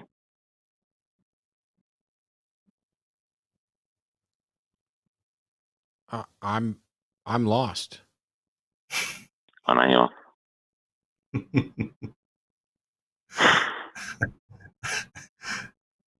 I mean, Is this, you just said if we disbanded the entire notion of God, we're still just going to carry on. Well, first of all, yeah, I don't see that we can disband the entire notion of God. So I don't know why that becomes a hypothetical. It's like saying, hey, you know what? If we could breathe water, but we can't. Mm-hmm. So why are we talking about a hypothetical that's not going to happen? I guess I just don't know what point you're trying to get to. Well, the point is, we can't prove God does exist. How do you know and that? We can't prove God doesn't exist. How do you know So, we can't prove God? How do you know that we can't prove God either way? Say that again. How you said we can't prove God and we can't prove there's not a God. How do you know that? Well, I can't prove it and you can't prove it. Well, I can't run a 10-second mile. Can you? No, but I can't prove that God does exist, and I can't prove that God doesn't exist. So therefore, I don't know. I'm an agnostic. I don't know either, but you're the one that's Exactly. claiming it's not possible to prove God or disprove God, and I'm asking how you reached that conclusion. Because I can't prove or disprove it. Okay. So therefore, if I can't prove or disprove it... No, you're wrong. Don't do a therefore. Does the fact that you can't prove something means that it can't be proven? That's correct, yeah. Just because I can't prove or disprove it, that doesn't mean that it can't be proven. Correct. Yeah, so he's agreeing with you. Oh my gosh. Okay. So when you say can't prove it because you can't prove it, that's not correct, is it? So how do we get round to the burden of proof? Excuse me? How do we get round to the burden of proof that a human being can prove that God does or does not exist? I don't know, but I'm not the one who's claiming it's not possible. Exactly. You're claiming something isn't possible. And I'm asking you, how do you demonstrate that it's not possible? What Matt just demonstrated to you is that the person making the claim has the burden of proof. Well, I can't demonstrate with any burden of proof that God does or does not exist. So what? So there you go. Whether or not so when it comes down to My point about the listen. point about indoctrination. Robert, Sorry, talk less, listen more. If one person can't prove something, that doesn't tell you whether or not it can be proved. If nobody can prove something, that also doesn't tell you whether or not it can be proved. The mere fact that you can't prove or disprove God, the mere fact that I don't know anyone who can prove or disprove God, although there are some gods that I think you can disprove, doesn't tell you whether or not it's possible. So when you say it's not possible to prove God and it's not possible to disprove God, you are wrong about both of those because you can't demonstrate that either of those are true. Correct. So what do we do?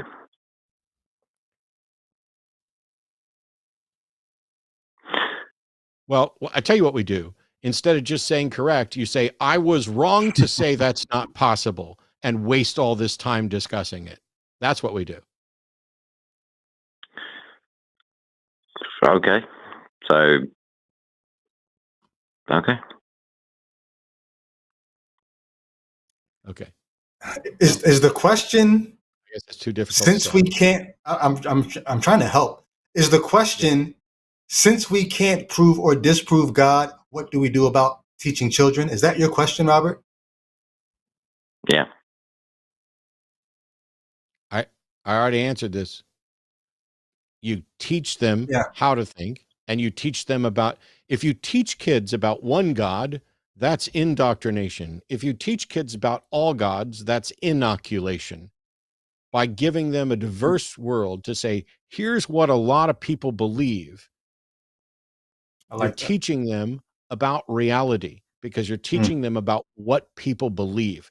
And the fact of the matter is, whether you raise kids that turn out to be Christians, Buddhists, Hindus, Muslims, atheists, agnostics, whatever, they're going to live in a world where they're going to have to deal with other people who have those beliefs. So you teach them about those beliefs. Are you asking? Yeah. Again, that was on. Are you?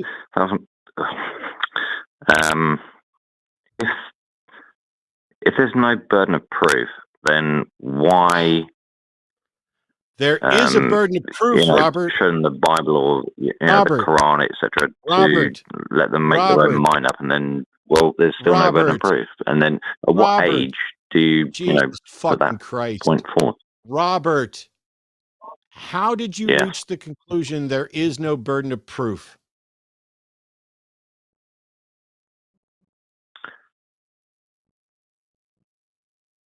Well, I haven't got any. Have you? Oh my fucking God. You said the words, Robert, listen very carefully. You said the words, if there is no burden of proof, then, and I'm saying, where did you get that idea that there is no burden of proof? Of course there's a fucking burden of proof. There's a burden of proof on every claim. Why are you saying if there is no burden of proof? Okay, so what burden of proof is there to show me that God exists? Oh my, I don't know how to talk to you, Robert. I give up. Yeah. You are not listening or making listen any back sense to this at call. all. If you're serious, if you're a serious person, listen back to this call and see why we're confused and frustrated with what's going on right now. Okay. I've given the answer about what I think we should teach kids. I've explained the burden of proof, which you agreed with and then seemed to disagree with when you said that there is no burden of proof. Right now, I feel like I'm being punked. Like you're not thinking, you're just saying, but what about, but what about, but what about? Yeah, the other thing as well is it's like when you talk about not you personally, but when the subject comes up to about Jesus and resurrection, that type of thing. My two daughters, don't believe that, and for children, from like 3 to 4 or 5 or something, Well, I mean, my two are, quite young when I was talking to them about it. They turned around to me and said, well, how did Jesus come back from the dead? And I said, well, I don't know. And then they went, well, okay. Right. So apparently this person, from thousands of years ago, allegedly, rose from the dead. I said, well, okay. If you want to believe in that, then that's your choice. There we go. But that's what we do. That's what we do. Not, well, I say we. That's what certain, people do. They say Jesus rose from the dead. And my two daughters said to me, well, that's just not true. How can that happen? And I said, well, that's what it says in the Bible. And then they're like, okay, well, I've never seen anybody else rise from the dead. Well, all right, I said, Robert, yeah, I'm going to hang up before I say something mean. I know. That's just what we do. That's just what we do. Well, that's just what we do. Goodbye. I think this was somebody either trolling or somebody who I don't want to say what else I might be thinking right now, but yeah. That's why I was like, I got nothing more to say on this topic, and it's like, welcome to Meanderville. Yeah. All right, we'll try this again. Landon, we tried to get you earlier. I'd still like to talk to you as the last caller of the day. So Landon, if you can hear me, welcome to the show. You're on with Brady and Matt. Yeah, I can hear you. Hopefully you guys can hear me. Great. You get the wonderful position of being our final caller. Thank you. Yeah, so I was just wondering if there's any value to atheists trying to take on the religious label as an identity, seeing as it seems to have a lot of privilege, at least here in the U.S., for sure in the South. Just wondering what you think about that. In what way? To say we're an atheist just religion? Identifying as, a Buddhist or, some other atheistic religion. Are there advantages to saying you're part of an atheistic religion? Yeah. Secular humanism counts. Yeah. That would be one. Yeah. What about atheists that don't really like the religious term because it carries some baggage, I guess, for a lot of people growing up? They are a little bit off-put by it. Yeah, I'm not religious. I'm a secular humanist, which is recognized with the same privilege of religion as other religions, but I'm not religious in any conventional sense. I don't go to atheist church. If there was an atheist church that was called Atheist Church, I wouldn't go to it. But I have no problem with people who do, or people who go to Sunday Oasis or Sunday Assembly or Oasis or in any of those.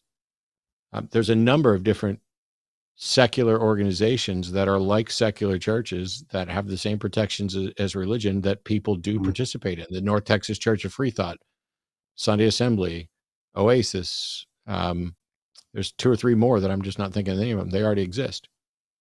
And Matt, having the same protections and privileges as a religion, secular humanists are not recognized as a religion, correct? I think they are, right? You think what are what? I'm asking, is secular humanists, are they recognized as a religion, or do they just have the same protections and privileges as religion? Secular humanism started as a religion, calling itself a religion. And in a Supreme Court decision, it was determined that secular humanism essentially has the same status as religion for the purposes of the First Amendment. Whether or not it's a religion in the eyes of other people is completely different. It seems like there's a lot of theists that are like, despite the fact that they're involved with a religion, they're like, well, you atheists, you're just religious too. And they don't seem to realize they're using it as a pejorative, which Yeah. But yeah, there That's are advantages. actually a little bit, getting to the call, it's like, what is the exact definition of religion? Because by the very, very broad definition, it almost seems like everybody falls into the category of, like, having beliefs they hold of supreme importance or something like that, which is, at the most broad definitions that I've looked at, qualifying as being a religious person. Yeah. So why would you not identify as being religious? Because I don't like the broadest definition possible. Yeah, I thought you think there's maybe just too much negative baggage associated with that word that you wouldn't want to take it on, or? I don't think there's anything in it that I need or that I value or like.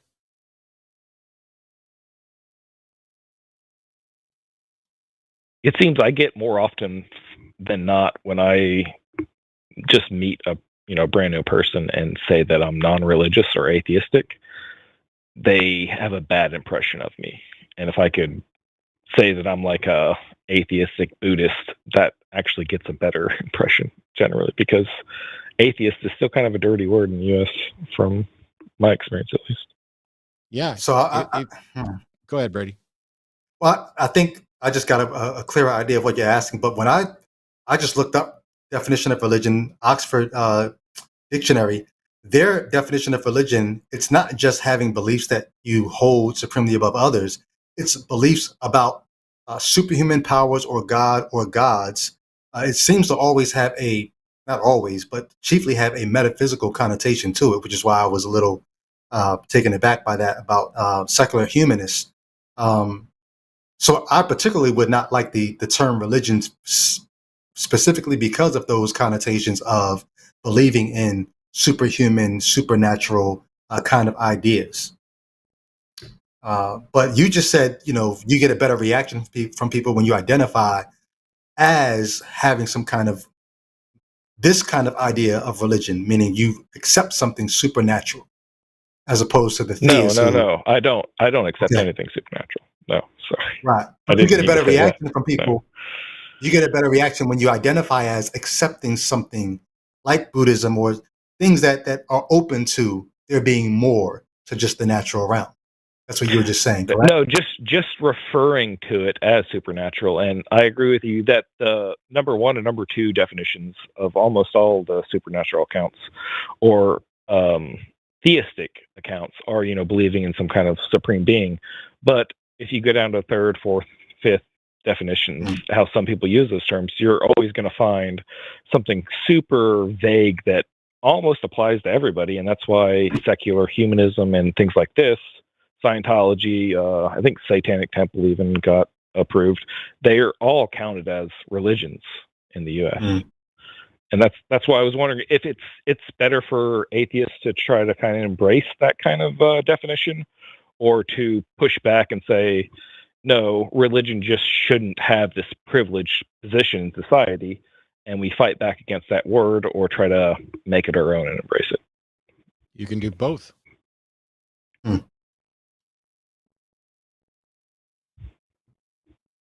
Yeah, I like that answer. I mean, yeah, there may be some situations that call for one and some that call for another. And that's, in a way, that's kind of what the Satanic Temple has been doing, is saying, if you're just going to grant this level of religious privilege, well, we're a religion and we're going to make use of that.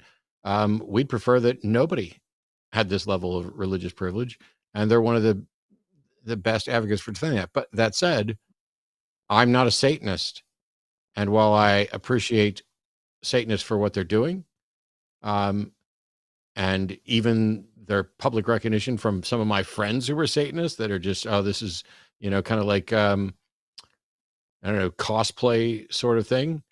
I can appreciate all of that.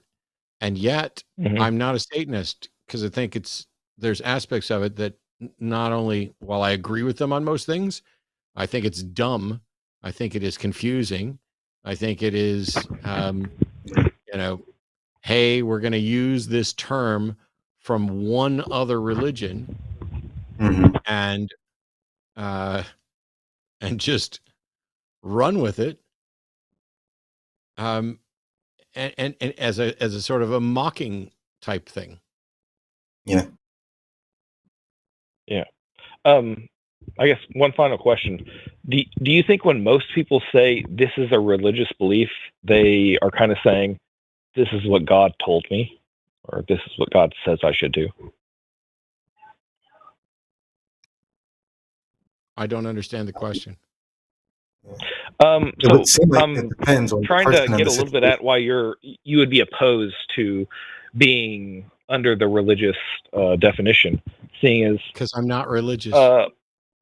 yeah, that's what I'm wondering. What would be the definition you would go by when you say somebody's religious? I have a number of different definitions for religious depending on the context. The Supreme Court's defined it as beliefs related to of ultimate concern. You could say that being a Chiefs fan is a religion if you wanted to. I'm a Chiefs fan, not religious. I don't think that there's anything that any usage of the term religious that gets me anything that actually fits me in any meaningful sense without dumping me into a category with a bunch of shit I despise. Yeah, no, I get that. But I guess there you said by the Supreme Court definition, you would technically be religious in that kind of odd sense that nobody would really understand. The Supreme Court defines religion as a beliefs of ultimate concern, or our religion is about beliefs of ultimate concern. And so on that front, secular humanism qualifies for legal protection on the same grounds that religions do, and it identified as a religion early on. But I don't call myself religious. Just like, depending on the definition, I'm agnostic, but I don't run around calling myself agnostic. I agree with Satanists on almost everything, but I'm absolutely not a Satanist. There's a number of words that may apply to me in some context, but whether or not I choose to use them is a separate issue. Yeah. Okay. When do you think it is appropriate, I guess, to identify with a label like that, when you just have, really overwhelming agreement with most things that it encompasses, I guess? That's for everybody to decide on their own. I don't get to decide when it's appropriate for somebody else to use a label. Yeah. I feel like I've heard you describe yourself as a secular humanist. I've described myself as a secular humanist thousands of times. But not as a religion. Correct. No. Wow. I'm not a religion. I'm also not religious. I don't use those labels because people get to decide what labels they're going to use.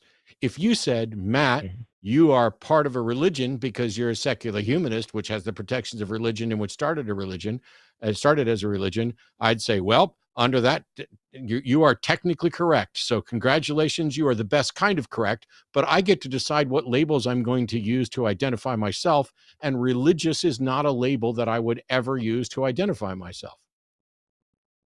What do you mean by started as a religion and is protected by religious laws? Okay, go back and watch. We covered that. It started as a religion because if you go read the first secular humanist manifesto, it says so. And then it has the same status as religion because the Supreme Court said so. But you wouldn't consider it a religion these my days, or most people God, don't? I'm not understanding exactly what you're saying. Yeah. What the fuck is wrong?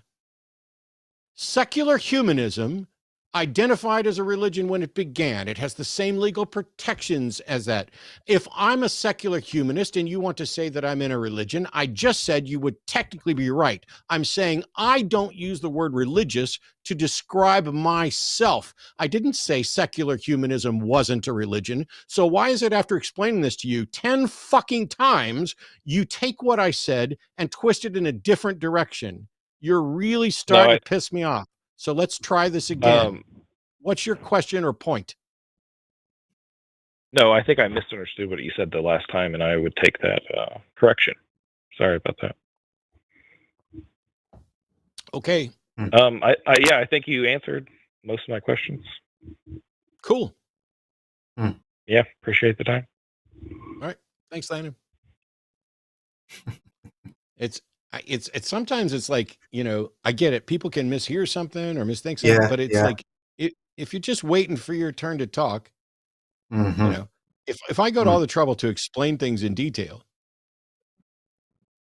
but somebody in chat said they may think labels are prescriptive. And so, yes, the last thing I needed, maybe it's not the last thing I needed. I was going to say the last thing I needed was to go into a lecture on the difference between prescriptive and descriptive, but maybe that's what was needed. Maybe that would have clarified it. Yeah, I think it was a good discussion. One of the reasons why I don't like the idea that atheism is a religion, or the second you invite that kind of conversation, it becomes a conversation about what is the best religion then. And I'm saying that I'm against all religion. What religion, the way I understand religion to be, these ideas about the metaphysical or the supernatural, to lump atheism in with, you're just another belief about that stuff. This is not a belief about that stuff. This is the non-belief in that stuff. And so to invite the conversation of, okay, well then which is the best belief? I think it's the wrong category for atheism. But it's new to me to learn that secular humanism began embracing that term for the reasons that they did. So I think that's important, like you said, for that technical distinction. And there may be times when it's good to be technical, but overall, I wouldn't embrace the term of religion for myself. Yeah, if you read the first secular humanist manifesto that was done in 1933, it starts off with, the time has come for widespread recognition of the radical changes in religious beliefs throughout the modern world. The time has passed for mere revision of traditional attitudes. Science and economic change have disrupted the old belief. Religions the world over are under the necessity of coming to terms with new conditions created by a vastly increased knowledge and experience. In every field of human activity, the vital movement is now in the direction of a candid and explicit humanism. In order that religious humanism may be better understood, we, the undersigned, desire to make certain affirmations which we believe the facts of our contemporary life demonstrate. And then it goes on, and it's like, first, religious humanists regard the universe as self-existing and not created. Second, humanism believes that man is part of nature and that he's emerged as a result of... Anyway, I don't have to go through all of it. It's available to read. So it was presented in 1933 as, here's a new humanist religion, so we can get rid of the old appeal to gods and everything else. And then there was, battles over whether or not, does it qualify as a religion for tax exempt purposes, which is the fight, when Landon was talking about, Scientology fought for their tax-free status. But they're, they have some kooky beliefs that don't align with reality as well. It's when I sit, there's a difference. Maybe because one thing he swapped from was whether or not I'm religious to religion. Religion is the package of beliefs that someone might adhere to. And religious is the description for someone who adheres to that package of belief. And so there's not a clear package of beliefs that I adhere to in that religious sense. And with secular humanism, there's been 3 manifestos, or the first one and then 2 updates. I prefer the second one to the third one. There are things in all of them I agree with and things that I disagree with. I'm largely a secular humanist. Does that mean I'm religious? Well, not in any sense that most people would use. I don't practice secular humanism. I don't have secular humanist rituals. I don't attend secular humanist organizations. I barely get invited to secular humanist events. And but if I were to say, yes, my religion is secular humanism, I don't know what grounds anybody would object to that. But if we're just going to sit here and go, ooh, I think this label should apply to you, therefore we're going to use it. that's fine. I mean, Mm. if you were, you could say I'm religious about a number of things. There are things, if religious is about like repetitious practice of Mm-hmm. something, I'm religious about Marvel movies. Mm. Watch all of them as soon as they come out. I'm there opening day on all of them. Okay. They're not all great, Mm. but I mean, you could say that I'm a Right. Marvel, an MCU, religious head, whatever.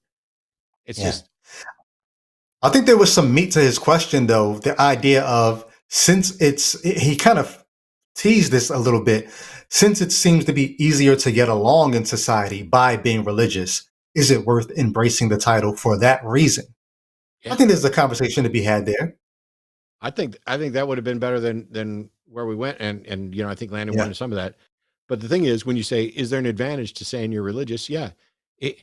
Are you less likely to be the target of someone's ire if you say I'm a Buddhist than if you say I'm an atheist or I'm a Right. Satanist? Yeah. How Right. those things are perceived publicly is going to change how you're treated. It's, Yeah. unfortunately, the same thing is true for any number of things. Whether or not you're perceived as a man or a woman changes how people treat you. Whether you're perceived as white or black or Hispanic or Mm. Latino or somewhere in between, that changes all of these things. And Yeah. there are things that you can't change. Like Brady and I walk into a redneck bar in, I don't know. I'm trying to pick an awful Mississippi. spot, Mississippi. We're going to be treated differently. And the same thing happens if, you pick two other people that are different in some way, is going to change Mm. that. One of the key things is that Brady and I both have the opportunity to identify ourselves, pick the labels that we want that best suit us. There are some labels, like here's a label that may actually apply to me, and yet I don't think I would ever use it to describe myself, at least not right away. And that's prick. I might be a prick on occasion, but I don't run around introducing myself to people going, hi, I'm Matt, I'm a prick. Right. I do say I'm an asshole on occasion, though, because I can be. I Yeah. get it. I'm not oblivious to the reality here, but maybe, there are people who will flatly tell you that I am a clueless, low IQ person. The comments like low IQ come up in my YouTube channel over and over again. That label, if it applied, is one I probably still wouldn't use. Right. But whether or not it applies, well, actually, we can know whether or not it applies. I don't care about the people's opinion who are doing that, because I don't give a shit about IQ scores anyway. But it's the whole point I was making was about, hey, what I choose to call myself. But to get back to Landon's point that Brady was addressing, is there a benefit to identifying with something other than atheism as I'm a secular humanist? Yeah. And that's why there are organizations like ethical societies, like Unitarian Universalist churches. There are groups and organizations that you can join. Yeah, that's the example right there. Whether or not the word gay applies to me, I don't give a shit, but it's not a word I use to describe myself. So all these people are like, you're gay, homie, you're coming at me. Okay, whatever. If I was actually gay, anybody think I'd have a problem saying so? Gay, bi, pan, whatever. I don't give a fuck. It's a label that I don't care for. But yeah, there's a reason why there's a Unitarian Universalist church and Sunday Assembly and Oasis and an ethical society and a free thinker. There's a reason why there's atheist groups, humanist groups, skeptic groups, and free thinker groups, even though, and they're not all on exactly the same page, but there's a lot of people in those groups. Like I'm going to guess and say 80+% of all of those groups all fit into, one kind of package group, but you get to pick your own labels. Yeah. That's good stuff. I'm going to pick the label handsome and brilliant. Those are my labels. I like it. So that's it for the All right. calls, super chats. That is it for the calls. We got some super chats to go to. Thanks everybody who got every super chat in over $10. We're going to get to right now. I just need to, I messed up on my queue here. There we go. Boom. That won't resend, but here we go. $10 from Daffy Stardust. I walked into a public preschool where a teacher was playing purely instrumental versions of very recognizable. Sprang into my mind based entirely on the melody. Is this okay? Technically, the lyrics aren't beat. I'm very sorry, Daffy Stardust. I appreciate the fact that you seem to have done 2 super chats to get the message in. If a moderator could find out what Daffy's question is and get it to me, Yeah. we'll answer that once we get the whole thing, because it's just not coming through like that. Yeah. So I got that before the show and I went back through. That's all that Daffy has sent. So if Daffy sends it in the normal chat, we can get that put up as well. Cool. Daffy, if you're watching chat, just go ahead and you type it in there. And if not, well, thanks for the $20 and my apologies that we couldn't suss out the deal there. Just looking at it, I walked into a public preschool where a teacher was playing purely instrumental versions of very recognizable, I'm going to assume, religious music. Okay, that makes better sense. And it sprang into your mind based entirely on the melody alone, because if the lyrics aren't being played, is that a problem? You know, like Okay. Okay. If I walked into the preschool and an instrumental version of Jesus Loves Me was playing, I would have some concerns. Yeah. But not a great deal. I mean, I'd have concerns that they would be violating, like if they're willing to do that, they're probably willing to actually violate what I would consider to be a boundary. Yeah, there's an intention there, I think. One, you could wonder, is the person, because there's some people who are so spiritually minded that they think just the melody alone is going to have an effect on the children that they're playing this music around. So words or no words, they might think there's a spirit in the music that's going to, permeate these children. I wouldn't worry about that, because we know that there's we don't have to worry about people's voodoo or whatever.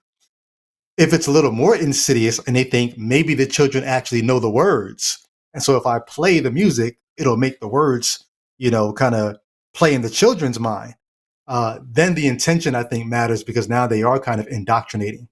So I don't know. I think at that point, I begin to wonder, how much do I allow somebody to indoctrinate, the people that I care about, if they're trying to get the words to play in my child's mind, not just mine, when I walk in.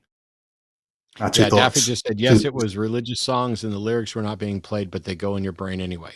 Yeah, I have concerns about it, because if let's say you're playing just the melody of Jesus Loves Me, that can get stuck in your head, and that could make you more receptive to Jesus Loves You at a later time. However, from a legal standpoint, I don't know what grounds you have. But Brady's point, I think, is brilliant, and one that everybody needs to remember, that if they're playing the melody and kids who know it start singing, that is a way to pull an end around of what they could technically be allowed to do. Because now we're not teaching anybody about Jesus, but the kids there are. And so I would be very wary. I mean, music is insidious. Yeah. And I have music in my head that I can't get rid of. I can take great notes during a call on the show here, and despite that, still only get like a part of what the person said and miss out. But I can go word for word through songs that don't have a ton of lyrics that I learned when I was a kid. Like there's some fucking Eminem songs where I can do it. I can't do Rap God word for word, but I could do like White America. I could do word for word. And it's, if I need to remember something, we know putting it to music is a really good idea. And rewriting like old songs, like I remember that the Council of Nicaea was 325 CE, not because I learned it, but because I wrote a parody song, which I'm not going to sing for you. You're welcome. Wow. I wrote a parody song that included that as a line regarding, when they invented the Trinity for the second time or third time or whatever. Yeah, luckily I have Schoolhouse Rock songs in my head. And I feel sorry for people who don't. I have the box set DVD of all the Schoolhouse Rock songs, and 3 is a magic number, and Conjunction Junction, and Lolly Lolly Lolly, get your adverbs here. And my favorite one is the one about pronouns with Rufus Xavier Sarsaparilla. I was just young enough to miss all that. Just young enough. No. Like I remember my older sister singing those songs. I never watched them myself. So I counted myself lucky, but now you're making me like I missed out. I tell you what. So I had Arden watch one of my all-time favorite things the other day, and I'll tell you all about it in just a second. But if you get the chance to watch Schoolhouse Rock, do it. They're little short clips. They were played on Saturday morning cartoons, and they're brilliant at educating all kinds of stuff, including, some about grammar, some about math, some about government. I'm just a bill. Weren't they the ones that did that? Yes, but I was just thinking about that. And I'm sitting That's here the classic one that I remember. Yeah. Yep. But going back even older, from 1959, I've mentioned it a billion times probably, Donald in Mathmagicland might have been the most impactful. It's 27 minutes. There's a 4K version of it on YouTube. If you Google Donald in Mathmagicland, there is a 4K AI upscaled, brilliant, just, it formed who I am. There's chess, pool, math, logic, debate, music. That you can watch that cartoon and you can be like, oh, now I know how Matt ended up the way Matt ended up. It's going in my my watch list right now. I almost cry every time I watch it because I watched it as a kid in school, and that video was the start of most of what I went on to be interested in and care about. Anyway, here we go. $10 from David DeBow. Can't stay long tonight, but thanks, Matt and Co, for all you do. Thank you, David, and I'm glad you got your super chat in early. David, my guy, he's always commenting on the post on Facebook. I should have let you read that one, but you can read this one. All right. This is from Greg Markowski. God needs to have an app for our devices that will give us his word, his in quotations there, his word in each of our languages in our next screen there.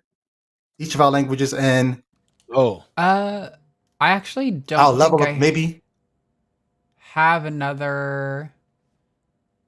Oh, weird. So it's getting cut off. If I go back to YouTube, I can see the super chat, but it's not coming through here. Okay. It said, I'm guessing level of understanding. Yes, our level of understanding. We wouldn't need a Bible or people to interpret it for us. Come on, God, do better.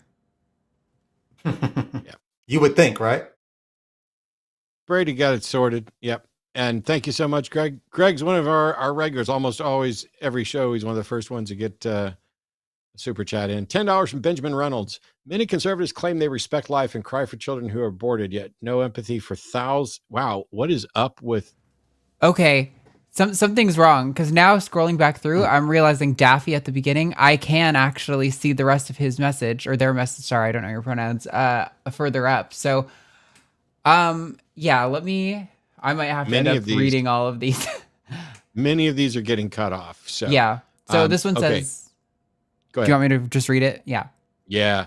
Hey, tell you what, we're going to make Arden do some work tonight. So Arden is going to be reading all of the super chats to myself and Brady, and we're going to deal with it then.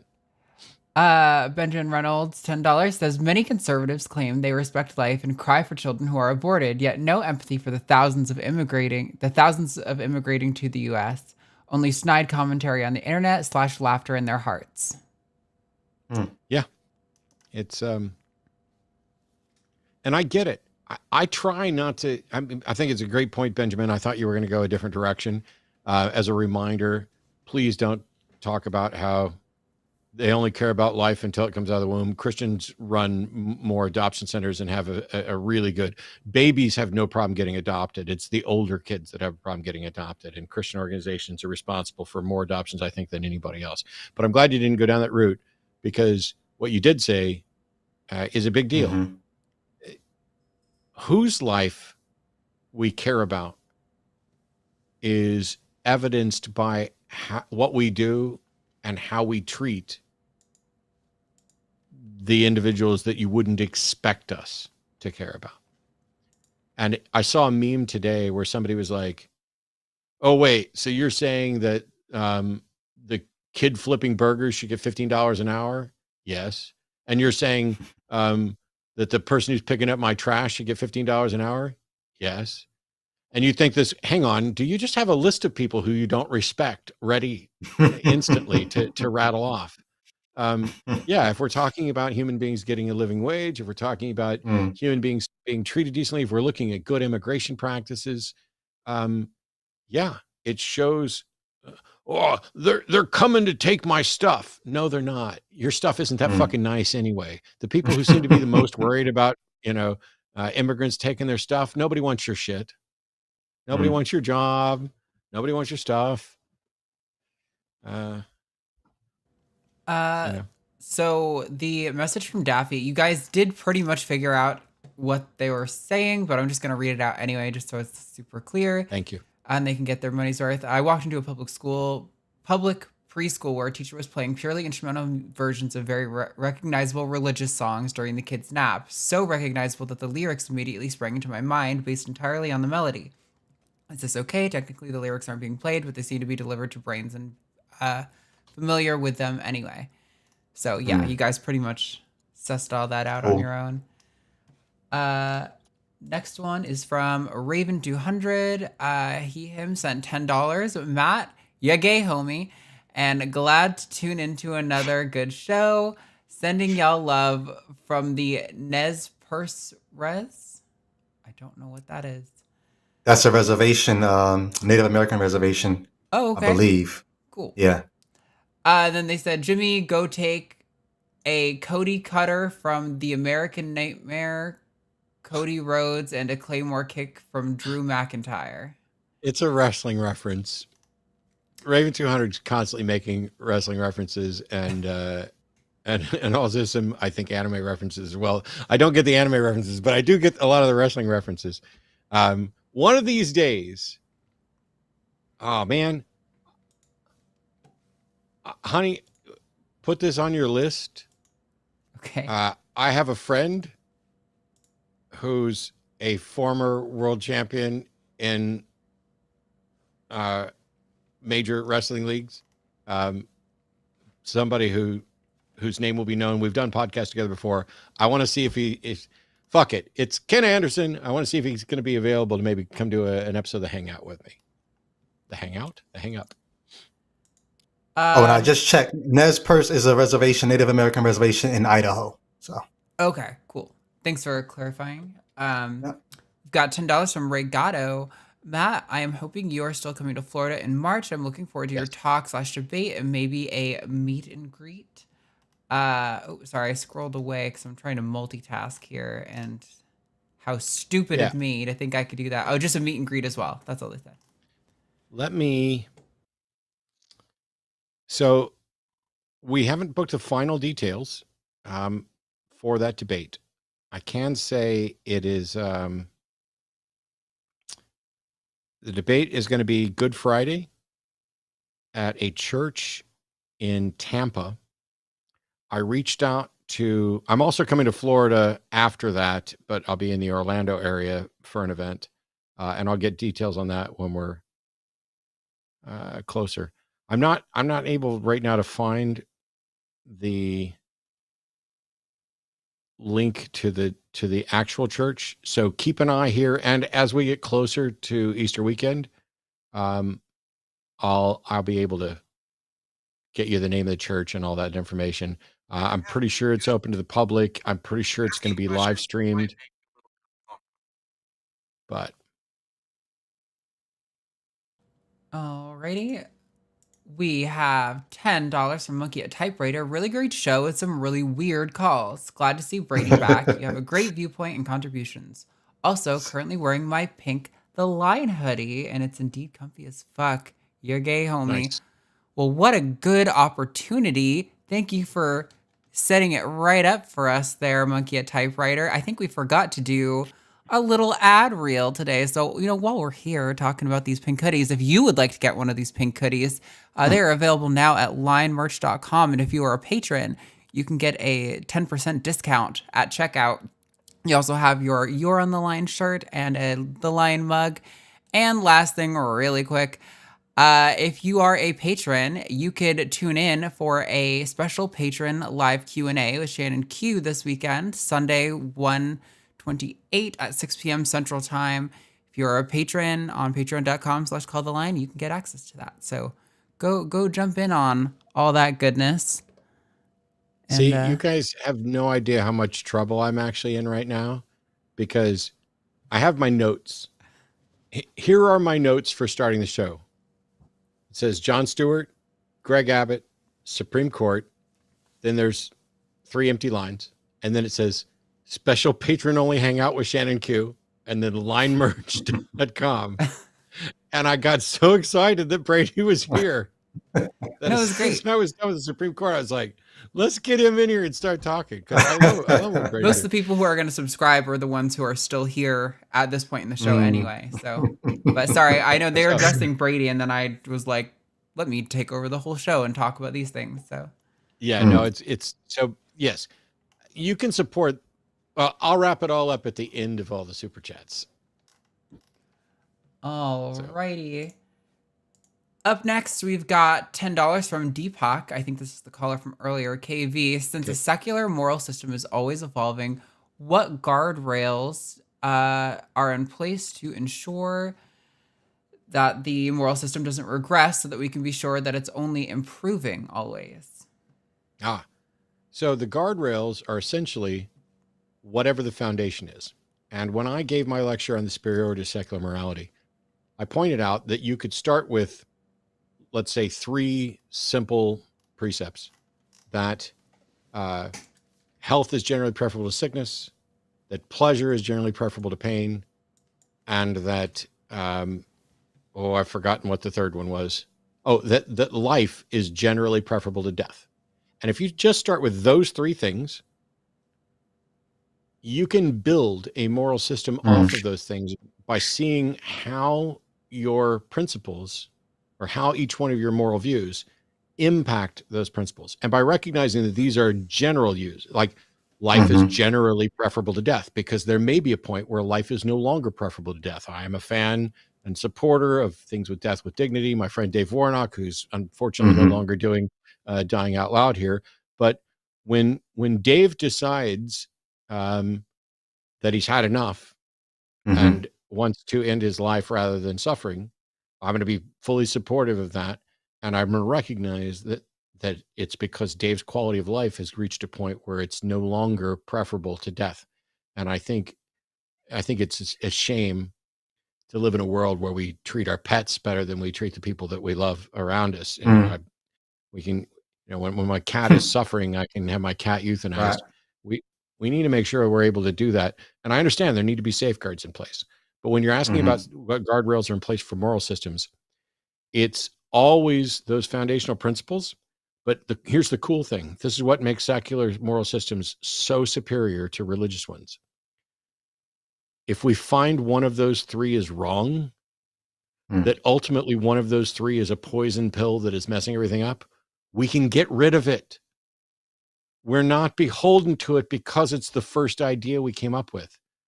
Religious moral systems, they can change, but the foundation never changes. And now Christians are in conflict with what was the foundation.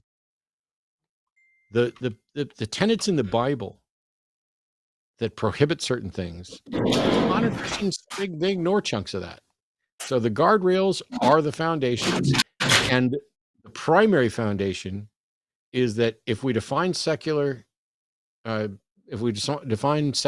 system as that which is focused on improving the well-being of thinking creatures, now you're good, because anything that is compatible with that and those foundations stays in, and anything that doesn't increase our well-being gets removed. I don't know. Yeah, I don't think it's I don't know if it's the best. I can't say it's the best model, but what I can say is I don't know any religious model that is better. All right. Or a religious model that's not going to do the same thing, which is evolve. How many religions are finding themselves having to trail behind society and say, well, we're going to amend what we said about gay marriage, or we're going to amend what we said about women's rights. We're going to amend. Religions evolve as well. And the ones that don't, you see how they fare in societies. Yep. All right. Let's see. Next up, we've got $10 from BW Dingus. Brady and Matt, great show. Strange calls. By the way, Thelonious Monk is God and Jimmy is a Jimmier. Don't even know. Appreciate that. Don't get the reference, but I'll take Thelonious Monk over Clapton, but that's just because Clapton's a racist piece of shit. Other than that, Clapton is gone. We've got $10 from Entangled Loam. Love your 3-pronged moral test, Brady. Will you be returning to the line in the near future? Hey, appreciate that. Anytime they help me, I'll be back. Yep. We love having you. So that will be a okay. You guys heard him say, anytime we'll have him. Oh no. And let me just say too, that 3-pronged or 3-strand moral cord, that is the last 2 chapters of my book, Let There Be Gaslight. As I was thinking my way out of Christianity, I had to think about sin. I had to think about morality. I had to think about life without faith. And so I worked those 3 strands out in detail in the last 2 chapters. So I think the link is down in the description here. Yes. Yep. Awesome, Your book link is in the description. All right. We've got $10 from the Raven 200. Again, Perfect. These were some interesting calls tonight. The chat has been wild. Shout out to the mods. Jimmy, go take a mandible claw by McFoley, complete with Mr. Sacco and a stink face from Rikishi. Wow. That's just mean. Like, I'll take a Sacco claw any day of the week, but I don't want Rikishi rubbing his ass in my face. Oh, Raven. Maybe gay, homie, but I ain't that gay. We've got 10 alleged Canadian dollars from Michelle.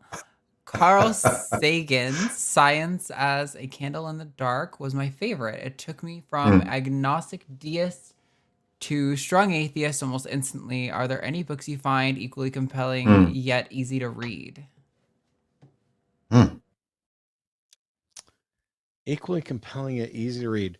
I tend to recommend Guy P. Harrison's 50 Reasons People Give for Believing in a God, because that is absolutely the definite. It is 50 little bitty essays about reasons people give for believing in God and what Guy's answers to it were.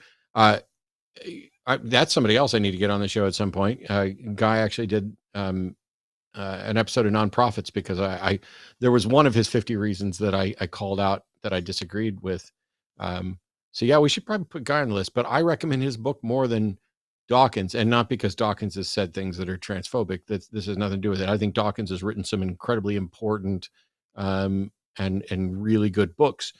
When somebody wants a book that's approachable, Guy's 50 Reasons People Give for Believing in God is one of the first ones that I recommend about religion.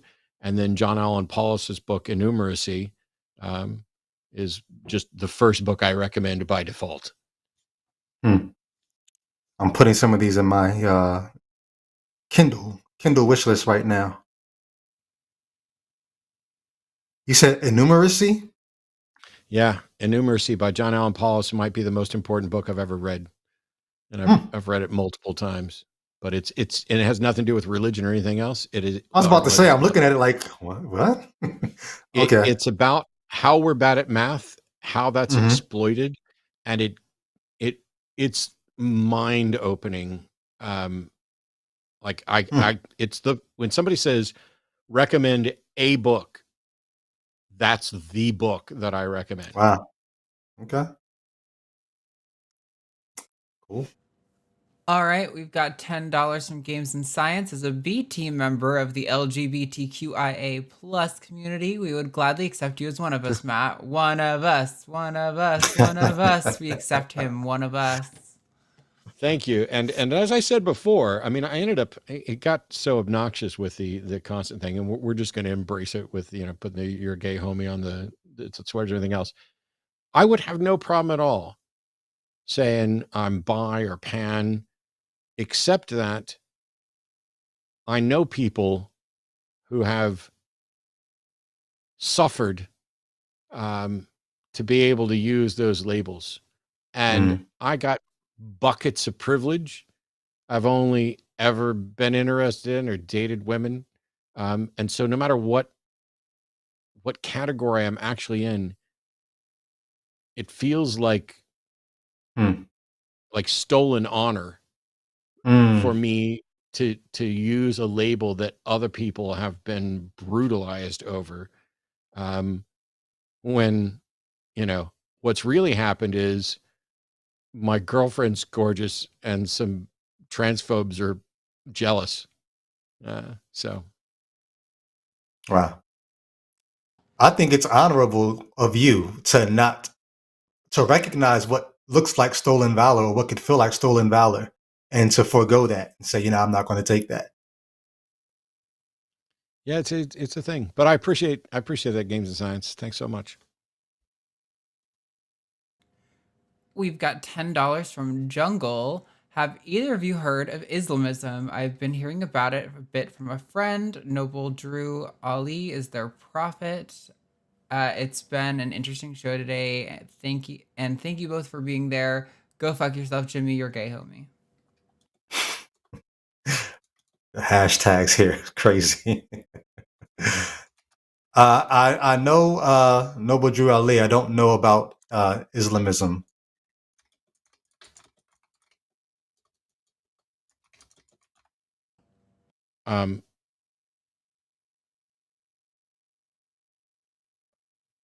Is that like some kind of Matt.exe has stopped responding. No, read that again, because I don't think this is what Islamism is. They're just asking if you've heard of Islamism, and then saying, I've been hearing a bit about it from a friend. Noble Drew Ali is their prophet, and it's been an interesting. I think they're maybe being facetious. Like, I don't know who Noble Drew Ali is, but they're maybe saying that. Yeah, their prophet is Muhammad. Islamists are basically advocating for, they're like Christian dominionists. It is Islam should rule the world type thing. They're not merely Muslims. They're Muslim dominionists, sort of. I guess I just interpreted that as them saying something more akin to like Trump is the prophet of Christian nationalism or something. Like not literally the prophet, but maybe I'm wrong. I don't know. I don't know Islamism or Noble Drew Ali or any of that. So JS in chat wanted to know what thing in Guy Pearson's 50 Reasons I disagreed with. Yeah, you don't have to go back and dig for that episode of Nonprofits. There's a story that he tells about falling off a bike, I think in the Bahamas or somewhere, and he got knocked unconscious. And when he came to, there were people standing around praying, and how he was very appreciative of that. And I would not be. And the questions that I asked were, well, did they call the emergency line or did they just pray? And would you be just as comfortable with them sacrificing a chicken and drizzling the blood around you and things like that? It was a very minor disagreement about how each of us would feel regaining conscious to find people standing around us praying. And yeah, it wasn't a disagreement worth even getting into, because it's never been an issue, Guy, and I've always been able to talk. Okay. next one. We've got 10 Canadian dollars from Kathleen Moncrief. A Victim of Gravity is my favorite Schoolhouse Rock. So hilariously dramatic.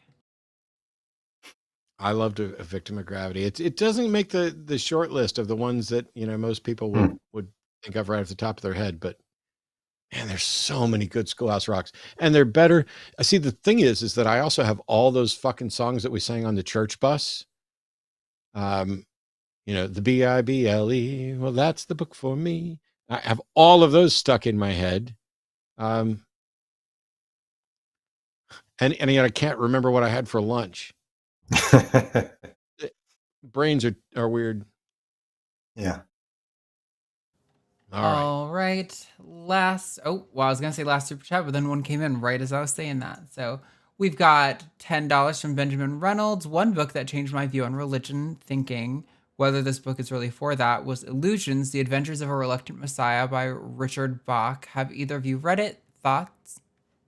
I have not. I have not. Nope. Fair enough. And now the potential real last super chat. Nope. Wow. Another one right as I said that. You guys are fucking something. $10 from the Raven 200. Just because Matt brought him up, Jimmy, go take a mic check from Mr. Anderson. Ken Anderson / Kennedy is one of my favorite heels. Brady, you're awesome. Yeah. Ken's one of my favorite people. He reached out to me out of the blue. When I wasn't even that familiar with him. I mean, I'd obviously seen him. He was wrestling, I think, in TNA at the time that he first reached out. And he runs a wrestling training facility. So, yeah, maybe we can, anybody who's got an interest in becoming a wrestler, we got an option for you. All right. Then we've got $10 from Mookie at Typewriter. I recently had an episode of Transatlantic on my phone at work. A transphobic coworker commented that one of the hosts was hot. I told her that she was trans, and he got real mad. Thank you. It was a gift. Now I want to know which one of the hosts the coworker thought was hot. Although I know. Alrighty. There you go. Wrap it Sweet. up. So, first of all, huge thank you to Brady. Can't wait to get you back on. My pleasure, if you need me for anything else, it's always a pleasure getting your thoughts in here. And I'd love to do it, just not always on the Wednesday show. Maybe get you on a Sunday show sometime if you got free time, where we're going to get more religious calls. Yeah, we'd love to. On that note, since I didn't do it at the top of the show, thank you so much, everybody, for tuning in. Thank you for all the super chats, the people who participated and supported. Having callers, having people in chat is a huge help to us. You can click the like button, click the subscribe button. You can join the channel. You can support us that way. You can go over to patreon.com/calltheline and support us that way. If you're a patron, you'll get access to the special patron-only hangout with Shannon Q this Sunday. You'll also get a discount code for everything over at, I think it's everything over at linemerch.com. And right over there, you can get the t-shirts, the coffee mugs, and the wonderful, I haven't got mine yet, but I need to get it ordered. But the Line pink hoodie, which you can also get in yellow if you're scared, but I'm getting the pink one with your gay homie on it and everything else. There's going to be a lot. We are entering the 2024 election cycle, and so the Wednesday show's going to have that quite a bit. I'm looking forward to getting Jimmy on to talk about a number of the political issues. Ron DeSanctimonious has dropped out of the race, and Trump just won the New Hampshire primary to no one's surprise, except that he didn't win it by a lot. He won by a significant margin, but not the 30 points that he thought he was going to win by. And so that means that he needs to just sit around and trash talk Nikki Haley, who he seems to confuse with Nancy Pelosi on occasion. And meanwhile, we're trying to talk about which one of these ancient potential presidential candidates is more addled. But I've watched Biden ride around on a bicycle and at least be able to string several sentences together without calling people names, insulting them, making up names for them, lying. And And so while there's plenty of people that I'd rather have as president than Biden, and there's no one I'd least prefer having than Trump.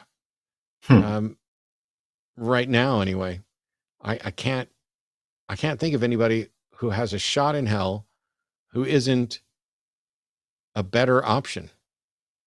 Like it's very strange to wake up in 2024 and be sitting here going, are we about to repeat what we did in 2016, even knowing everything that happened? And the answer, unfortunately, maybe yes. So in much the same way that I'm going to have really good job security when it comes to the Sunday show and engaging on religious issues, it looks like we're going to possibly have some good job security on the politics front. Although the Supreme Court lately has been confusing me. The Supreme Court and a number of other courts have actually done surprisingly okay things with regard to trans rights recently. And then Amy Coney Barrett joined the Chief Justice and the other women on the court in actually being decent human beings and saying, you know what, maybe it's okay if we remove some of that razor wire. Maybe the United States isn't going to crumble merely because some migrant workers made it to the United States without dying or drowning or getting sliced to bits. There are other ways to handle a lot of these problems. And I know there's people who are like, oh, listen to you talking about other ways to handle it. All you do is yell at people and hang up on them and blah, blah, blah. Yes, I know what the reputation is, but I think if you watch the show back, you'll see that that's not actually what happens, and it doesn't happen all that often. But you know what?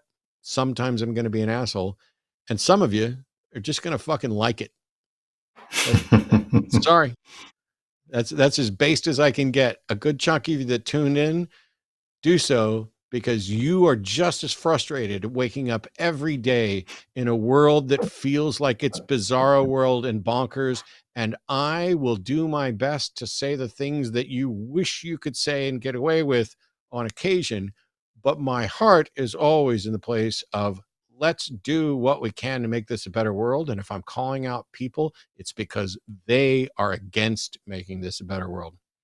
On that note, take care of yourselves. We'll see you. Don't forget about TACIS tomorrow with Arden Hart and Hannah Reloaded, 2 p.m. Central. You're watching the Hang Up on the Line. Here's a list of all of our Patreon producers over there on that side. Thanks to our call screener, the Apostle Paul tonight, all of the moderators in chat, Arden for not only producing all of our super chat, Brady for joining me and for agreeing to come back whenever we sing. It's just like, this is all the time. And other people. And now I got extra guest lists and everything else.